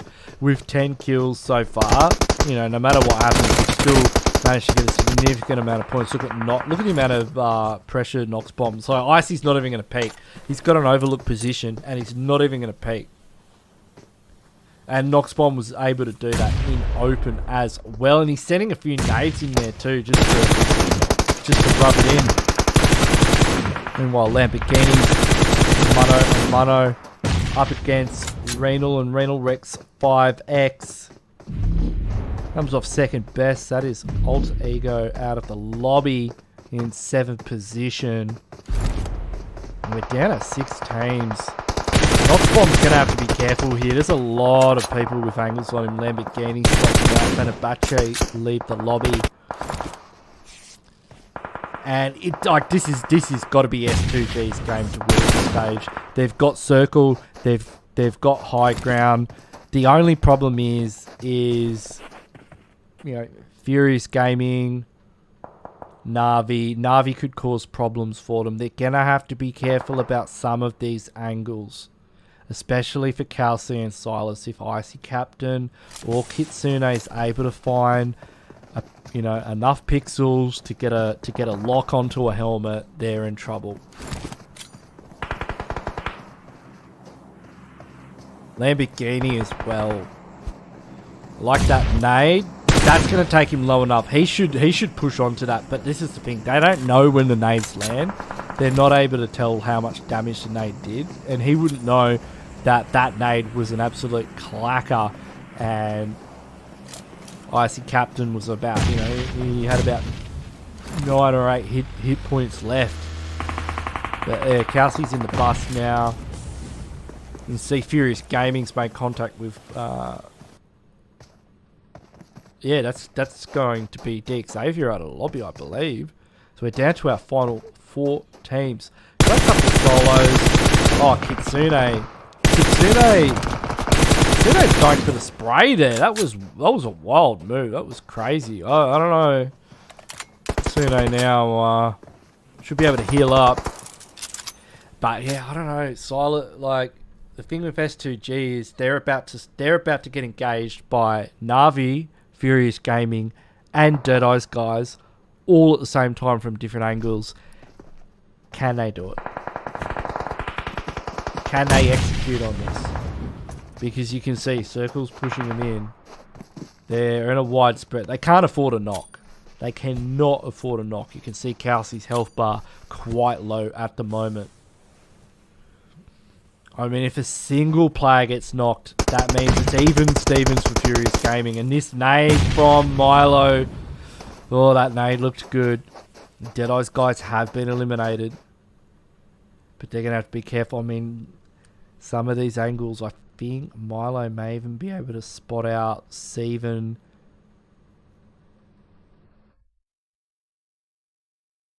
Zone actually goes onto Furious Gaming. It could... I mean, it's doubtful Kitsune's going to take it out. Kitsune's got a long path. Yeah, I'm feeling S2G on this one.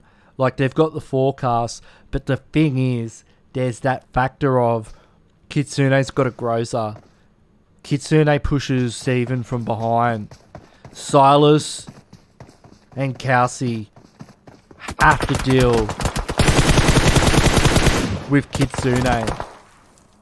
Furious Gaming get involved. So Kitsune's been taken out by Furious Gaming. Furious Gaming, they know instantaneously this is their advantage. It's an even 2v2 fight now. Their confirm comes through. S2G are separated. I think Furious... Ooh, it could go either way. It's on a knife's edge.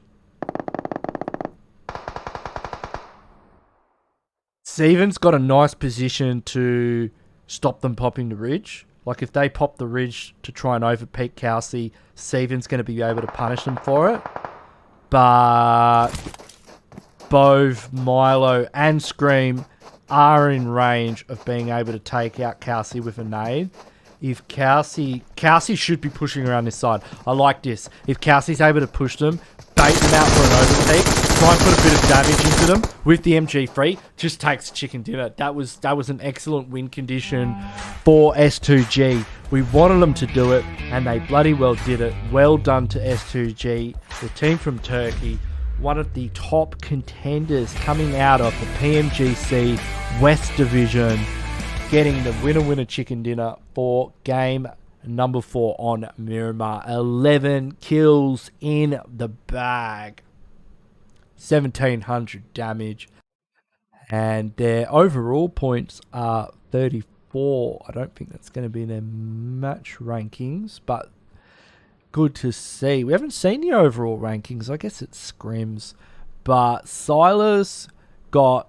Yeah, he did heavy duty on the kill count. It was pretty even on the kill contributions overall. He's had 500 damage, and you can see they've all kind of contributed. Like, if you're looking at all their numbers, they've all had decent damage, decent kills, nice spread across the board. Nobody was doing too much heavy lifting.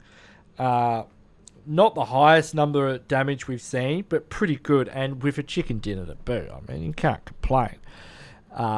Furious Gaming putting out huge damage numbers, but only getting 5 kills for it.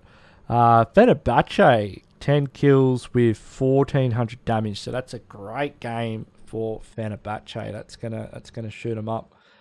And Cup. This is actually, we've had a couple of decent kill counts in this game. So XAVIER had 6, EVOS had 7, and BIGETRON Ion was 7 as well. So in the head-to-head, it's actually fairly even, except until you get to the kill count, and then S2G's doubled up. A couple more knockouts as well, and you can just see the difference in, you know, first, second team. There's about a 9-point differential in terms of their match points, and that's just kill count and the dinner, and you can see a 9-point difference. And you know, it wasn't really reflected in the damage received, but it wasn't a damage dealt. So Scream is going to be the MVP, or as he calls himself, the MVC. And he's got 800 damage, 4 kills, 25 survival time, couple of assists. You can see he's well above average on all of the statistics. A fair bit of healing done as well. I like how they do the player stats compared to the average stats. It's a great graphic. Hats off to the production team from Esports County for putting this together. It's amazing. So he's the top MVP. We can see Noxbomb. Yeah, I mean Noxbomb. And what about Dokkan Machine? I'm pretty sure Dokkan Machine got a pan. Can't he just get MVP for the pan? Got to get some pan points in here. Got to have the PvP. I don't know what that means. Most valuable pan or something. Silas getting in there from S2G. Considering they got the chicken dinner, they only got top 3 in the overall like player MVP rankings. EVOS and Genfos did great as a solo for Bigetron Academy Ion team. That was a great effort from them, especially like when I saw him in the kill feed with the M16 from up on the hilltop. You know, that's exactly what you want a solo to do. You know, just go for kills, have a good time. So S2G chicken dinner, 11 kills. That's gonna shoot them up. They've got a good lead in this match. And this is exactly the kind of results I want to see from S2G moving forward. This is good. It's good to see how they play the game, especially in the end there where they just had a single player just push in. I maybe would have liked to see more coordination there, but it went quite well for them. And Fenerbahçe and Furious, great to see. I mean, look at our top 4 teams. These are all West Division teams in our top 4 for this game. It's fantastic because we were all a bit unsure how the West Division teams would handle themselves up against the East Division teams. I mean, this is their home ground. There's more East teams than West teams. They've got 9 slots compared to 6. East is traditionally a stronger region. You know, nobody can dispute that. It's traditionally overall a stronger region.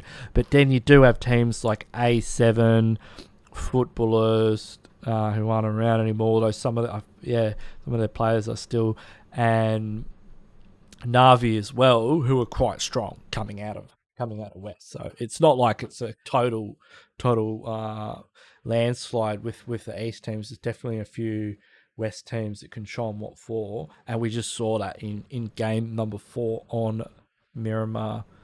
No, the 2 Chinese teams not having a great game.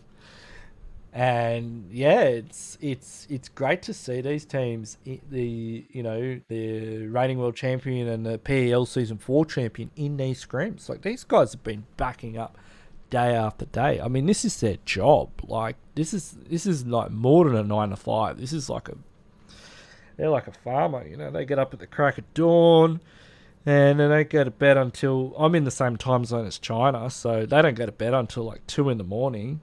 And you know, they want their share of that $6 million US, and they want us all to know that they're the best. And yeah, it's I feel like they're holding back a little bit too, to be honest. Like, somebody saying in the chat, everyone's a noob. Come on, it's hilarious. These guys aren't noobs. If they're noobs, yeah, I don't know. But these are the overall match stats. So we had only 10 headshots. Considering it's Miramar, the land of the bolt action and designated marksman rifle. Oh, you've got to love this. We had 69 total kills. Isn't that a bit cheeky? 5,405 total healing. 64 knockouts. So somehow some people were killed without being knocked. I guess if you're in a vehicle blow up, you technically didn't get knocked. Or if you go down to play zone, does that mean you got knocked? Like, is knocked in reference to being knocked by another player, or is it like just knocked in general? A lot of airdrops were looted. It's always good to see. 180 throwables were used. 180. So there's how many players do we get in these lobbies? We get about 70 players. Well, 69 of them, because that's how many died, I guess. Was that how many kills? So 69, and there were 2 players. So we'll do some quick math. So we had 71 players in the lobby, and 180 throwables were thrown. That's more than 2 per player. So yeah, very interesting statistics there. But we're going to go to a very quick break. Don't go anywhere. We'll be back soon for Sanok. And you know how mad Sanok is, so I'll catch you guys after the break.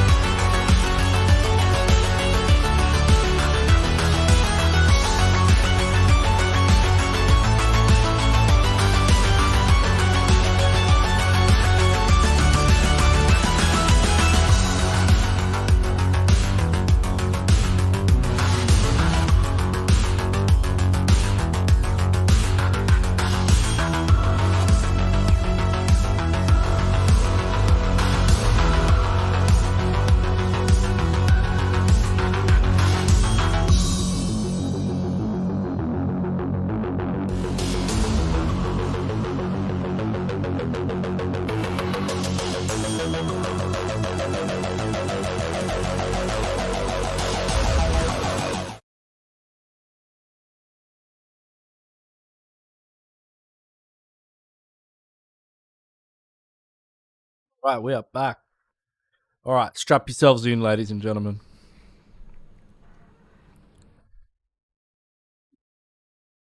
Make sure you got a nice cold beverage within arm's reach,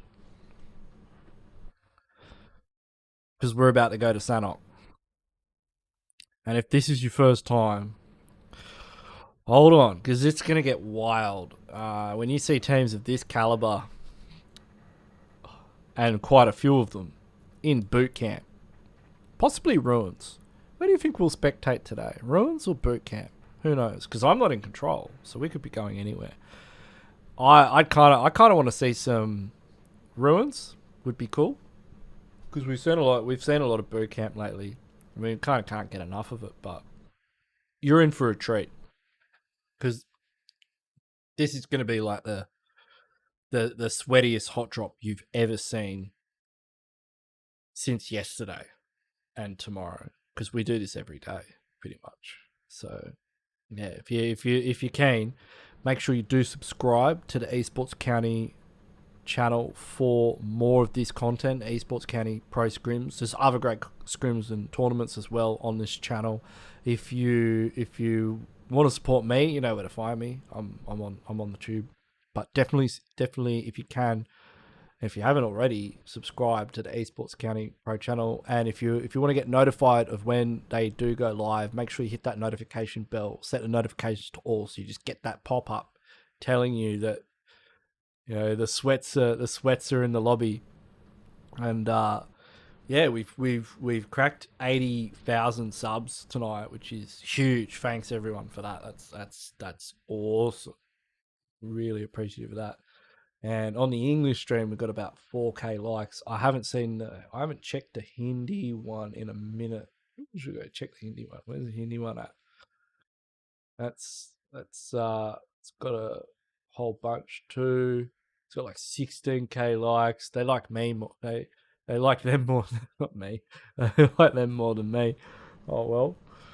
But yeah, thanks everyone who has liked the stream so far. We really do appreciate it. Shows, you know, it's a bit of feedback for the team, because there's all, you know, there's so much that goes into putting these events together. There's a lot of unsung heroes in the background that make all this happen. So yeah, just, you know, clicking that button, you know, just kind of gives them a bit of a pat on the back and lets them know that they're doing a good job. So yeah, it's greatly appreciated if you can show that.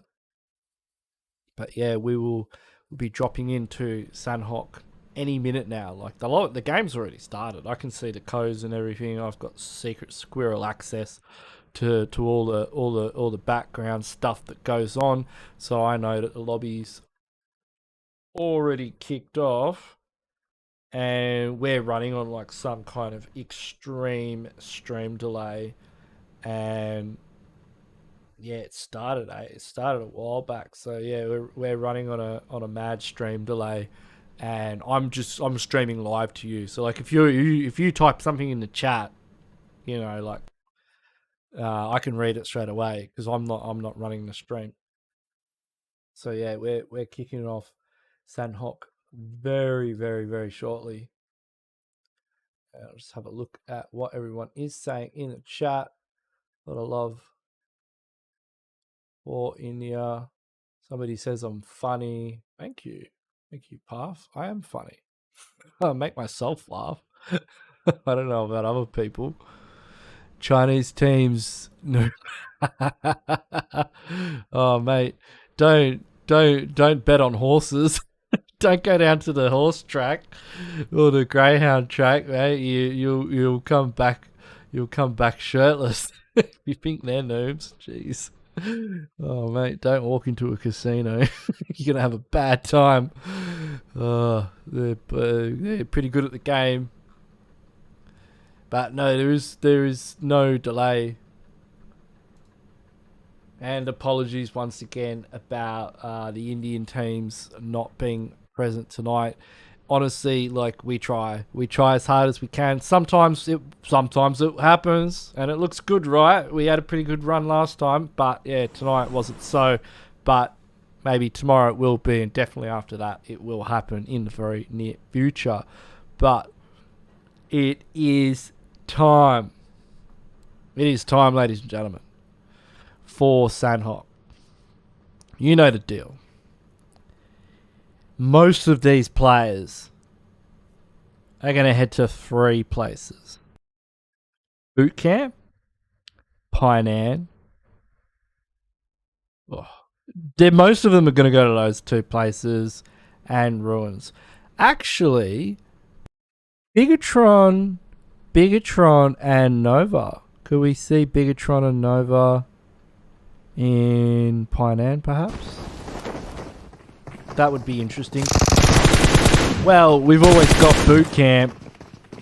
Nah, Bigetron are in Boot Camp with IHC. Who else is in Boot Camp? Whole bunch of crew.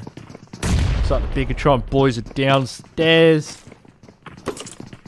IHC up in the staircase. Ziol getting a nice drop shot. Ooh, Zaxi. Yeah, good managed to get into the DBS. He got in there eventually. Godlike comes in from the back, cleans him up. STALWART Esports are in the mix as well.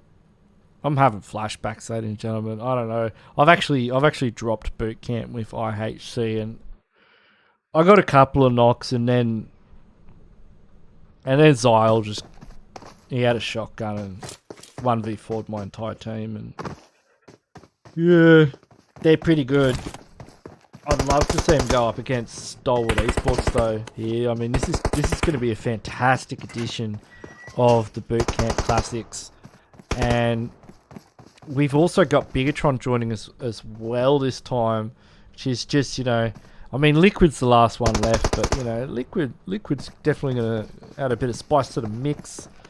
Don't worry about XAVIER. They're just running around. Back to boot camp, please. Or Hartin. We know 628 drop in Hartin. I'm not sure if anyone's joined them. What?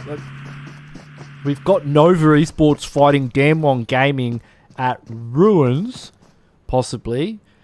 Ruins. Damwon Gaming and Nova at Ruins. I bet you any money they're at Ruins. I'm in as much pain as you are. Oh, they're at Painan. Okay, I was wrong. Don't worry, that was as painful as me as it was for you. But we're in Painan now with Damwon Gaming and Nova Esports. Now we're back in Paradise. Now we're back in Painan. Yes, let's go. Stick on Painan. Alright, so Forrest is kind of very separated from the rest of his team. Looks like Nova's doing not too shabby so far. They've lost one player. We'll just jump onto the see how many kills they've got. They've only got a single kill, so they're giving it as hard as they're getting it. Got XAVIER have made contact. Oh, excellent spray there from Microvoc. That's gotta be, is that Microboy? Because I know Microboy plays for EVOS Reborn. That's his team, right? That's gotta be Microboy. He's just changed it to Microvoc for some reason. Oh, he's caught out by Tixie though. The UMP, not the best long-range weapon as we can see here. NIGMA Galaxy's not playing tonight. I know, I'm spewing too. I'm as upset as you are. Oh, Godlike are practicing on the IQ. Someone's gonna have to teach me how to pronounce that. Meanwhile, in boot camp, Pika and Zyle both on all fours. Action top, icy liquid. Looking to make it happen. Top pushes in. We got nades in the building too. Team Secret's been eliminated. The reset is happening. Top goes for the bounce nade. Looks like Action's going to be able to get the reset on the Pika. Top's pushing right in. Jumps onto the balcony. He's going to have to be careful out there because we still have Liquid. And looks like he might just swing out. Goes for a beautiful drop. Look at that drop shot. That was clean. That was clean with a capital C. IHC leave the lobby 14th position. That's just going to be Liquid remaining in boot camp. Looks like Stalwart Esports will reign supreme in boot camp once again. So we've got the Bigetron Academy team on our screens right now, ION. They're just cruising around Quarry. Not a bad place to check out considering zone goes here more times than it should. Meanwhile, the Sharks are circling. Liquid is trying to figure out how to clutch his way out of this bag. And nah, no dice. Alter Ego, they're coming out of Camp Alpha. Just checking out the skins that Navi are sporting. Looks like Navi have not only lost a few players, but they've exited out of the lobby in 12th position. So we'll have to catch Navi tomorrow night. They've been doing fantastic, so great to see them. Meanwhile, the Damwon Gaming Nova battle rages on. Fabian's got nothing. I mean, he's got an M4 and a good attitude. He did have a Molotov, but he's lent it to Nova and doesn't look like they want it. Reset's coming through. They should have a couple of players back on their feet. Maybe they've got the meds they need to come out on top in this battle. Meanwhile, XAVIER here, just on the periphery of Paradise Resort. They've clashed up against S2G. S2G sporting a couple of casualties as well. As next RUYA's been eliminated. It's there's been fights going on everywhere. This is kind of strange, ladies and gentlemen. Normally the fights all happen in like one place. I don't know how I feel. I kind of like it when they all happen in boot camp, but it is what it is. And Juni's got a side angle here, so Paraboy should be able to spot that out, but Juni could cause problems for Jimmy. And Order's currently on the riverbank, so Juni should have a pretty decent angle. Forest as well, I think. Yeah, Paraboy is just going to punish Juni. Second Juni peak. And that's there. That's damn long done and dusted. Nova Esports hold the title for Painan.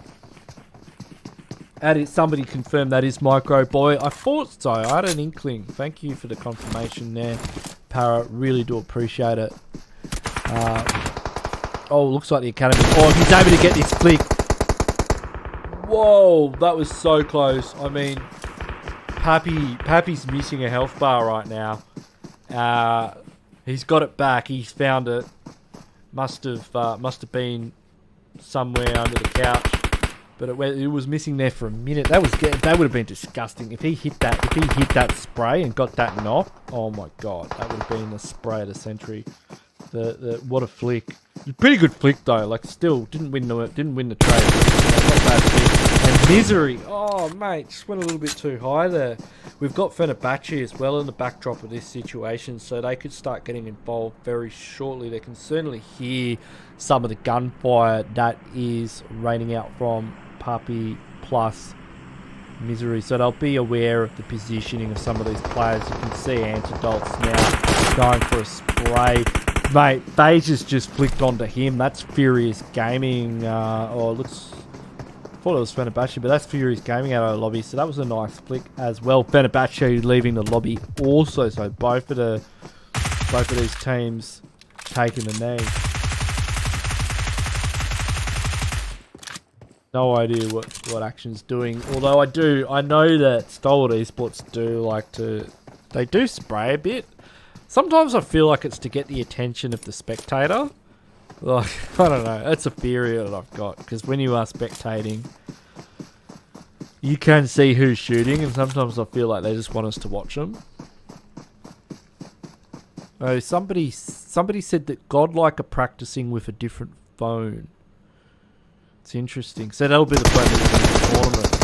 Oh, Dayoshi. Oh, that was brilliant. Look at the lane peak as well. Excellent use of cover there from Dayoshi, and he's come out for seconds and managed to clean up Action for a nice lean peak as well. Great from the Chinese player. That was Action. That must have been top scribe. And 628, they know STALWART tend to hang around. And they hang out on these rocks. I mean, it's a little bit too predictable. I'd like to see STALWART maybe mix this up, because you can see 628, they're all over it. Dayoshi's kind of diverted their attention as Sunan and Yu Yang push up from the sides, although I don't think they're expecting Alter Ego to get involved in that fight. I think that's double knocks for Yu Yang and Sunan. I think they're done.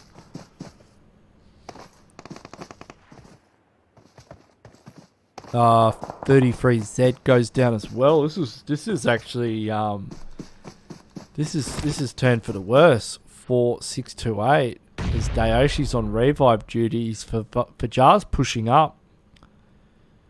Couple of throwables.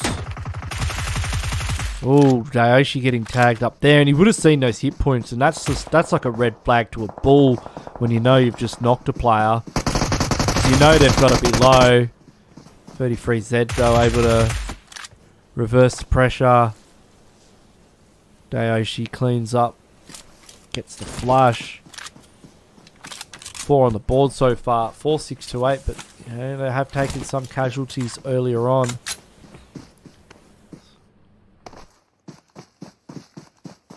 That is unfortunately what happens when you do play so split up.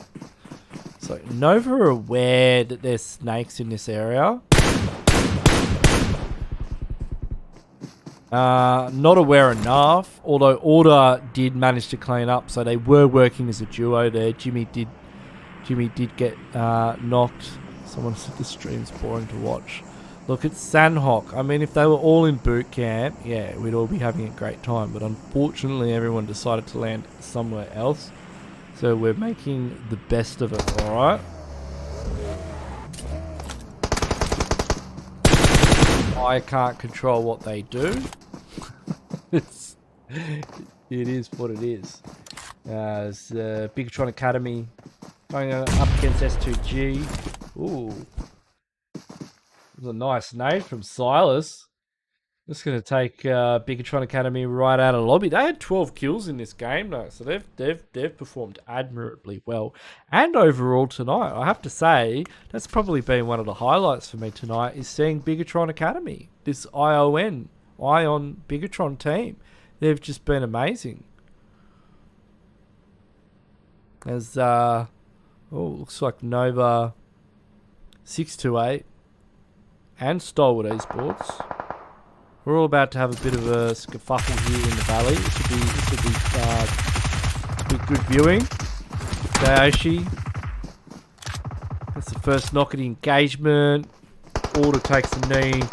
Jimmy's going to get caught with his pants down by STALWART Esports. That will alert 628 to the fact that there are multiple teams here. Dayoshi gets taken down by Paraboy, so Paraboy's getting involved here too. Action puts a fair bit of hurt into 33Z. Peek is aware of his position as well. Look at that quick peek from 33Z. And he gets caught up by Paraboy though. Paraboy's hunting for Action. That was a nasty peek onto Pika.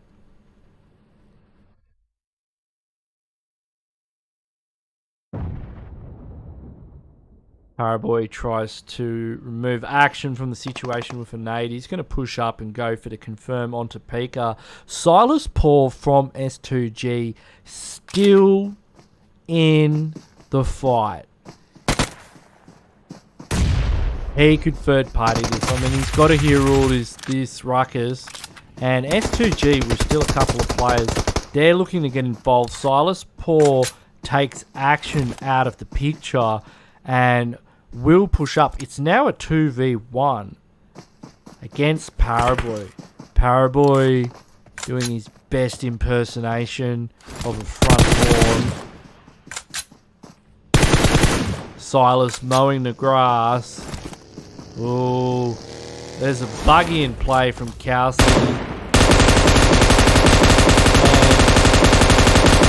Paraboy goes down, and that is going to be another chicken dinner to S2G tonight. S2G in the house, in the chat. Well done to S2G Esports from Turkey, one of our West teams. That is, and you know what we said at the start of the night. Their overall ranking, they're the first place team. So they've, you know, we haven't seen the actual overall standings, but in the overall ranks, S2G have come out on top. And at the start of the night, I said I wanted to see more from this team. And they were watching the stream and they listened to me. So thank you to Kelsey, Silas, Timber, and Rip Savin. You've obviously listened to me and you've made me proud. So well done. It's, you know, I look forward to seeing great things from this team in the Global Championships, which will be occurring very shortly. I think, you know, don't sleep on these Turkish teams, you know. They are a force to be reckoned with. Pretty even kill counts and damage. I think BIGETRON Academy had some crazy damage numbers, rivaled by Nova and S2G and 628. But yeah, BIGETRON Academy's been another team tonight that's been great to watch. We've got the head-to-head with Nova. It's pretty even, actually. It's not a bad head-to-head. And yeah, great to see, you know, S2G is a newcomer to, you know, this level of competition as an organisation, going toe-to-toe with the reigning World Championship team of Nova Esports. I hope everybody watching at home has enjoyed the stream so far. I do apologize once again about the Indian teams. Like I said, you know, and somebody did mention in the chat, they've got new phones. They, as part of their contractual arrangements for the BGIS tournament, which is basically their equivalent of Pmgc, but for the BGMI game that they play, they have to play on the phone that the tournament is sponsored by. So they will be playing. So they probably all play on different devices, but they're going to be practicing on these IQ phones over the next couple of days. And you can imagine if you're, I mean, I'm still getting used to this new phone that I got about 6 months ago, and it's pretty hard. Just, if the phone's a different shape and it's a different size and it's got stupid features that you can't figure out how to turn off. I mean, it's probably a great phone, but it's probably just going to be really annoying for them for the first couple of days to figure out how the bloody thing works. I mean, you'd think by now that they've probably used a fair few phones and they'd be used to it, but there's always some feature that they put in there that you've got to figure out how to turn off or turn on. So it'll, give them a couple of days. They'll get used to these phones, and then they'll be back in here with the pans, and you can all talk trash about them or egg them on again, and happy days. But yeah, so that'll take a few days. Until then, we've got our usuals. All Pmgc qualified PMPL level teams that we get here in the Esports County Pro Scrims. The only Scrims I know that when they say they're pro, they bloody mean it. I mean, they take the definition of pro to a whole new level. If you haven't subscribed yet, please do. Make sure you hit that like button as well. We've managed to get some big numbers on the likes and the subscriptions lately, which is great to see, because it goes, it's a good reflection on the wonderful work all the people involved are doing. So thank you everybody for that. Thanks also to the teams that have participated tonight. It's been great watching them myself. I always enjoy it.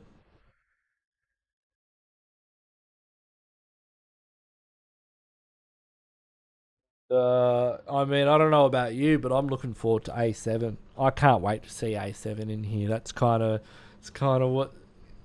where I'm at. Like I think when we're at the stage when we've got all of the PMGC teams practicing and A7, it'll be fantastic, and the Indian teams as well, just to fill it out.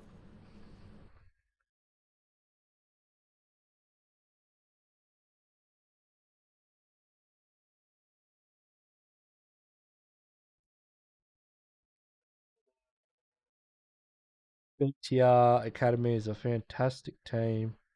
They're not T. I mean, how can a team be T2 if they're playing against a lobby full of PMGC finalist teams? I don't understand that logic. I don't understand that logic at all. I mean, they're winning their 4v4s against teams like Nova. Like, they're a bloody good team. I don't know. I don't buy into this whole T1, T2, T3. I mean, yeah, there's certainly better ways of grading teams. I can tell you that right now from my experience of competing and predominantly casting these events, But you can see here, S2Gs grabbed the double chicken back-to-back dinners on Miramar and Sanok. 628 got the middle on Erangel. Furious Gaming grabbed their Miramar dinner on the second round. And Stalwart Esports took out game number 1 on Erangel. They had, and if you missed that, if you're just joining now, scroll back. Like, just get on the scroll bar on YouTube. Check out game number 1. Stalwart Esports went absolutely bananas. They got 19 kills. They got the chicken dinner. They just went ham on the lobby. They didn't hold back. It was a great game. A lot of games have been great tonight. But in particular, it's great to see Stalwart Esports doing Stalwart Esports things to the lobby. But yeah, that's been the Esports County Pro Scrims. everyone. Thank you for watching. I've been Ganksy. Make sure you subscribe. Make sure you hit that like button. And we'll catch you tomorrow with more of the same, better and better, as we get these teams ready for the PUBG Mobile Global Championship Finals.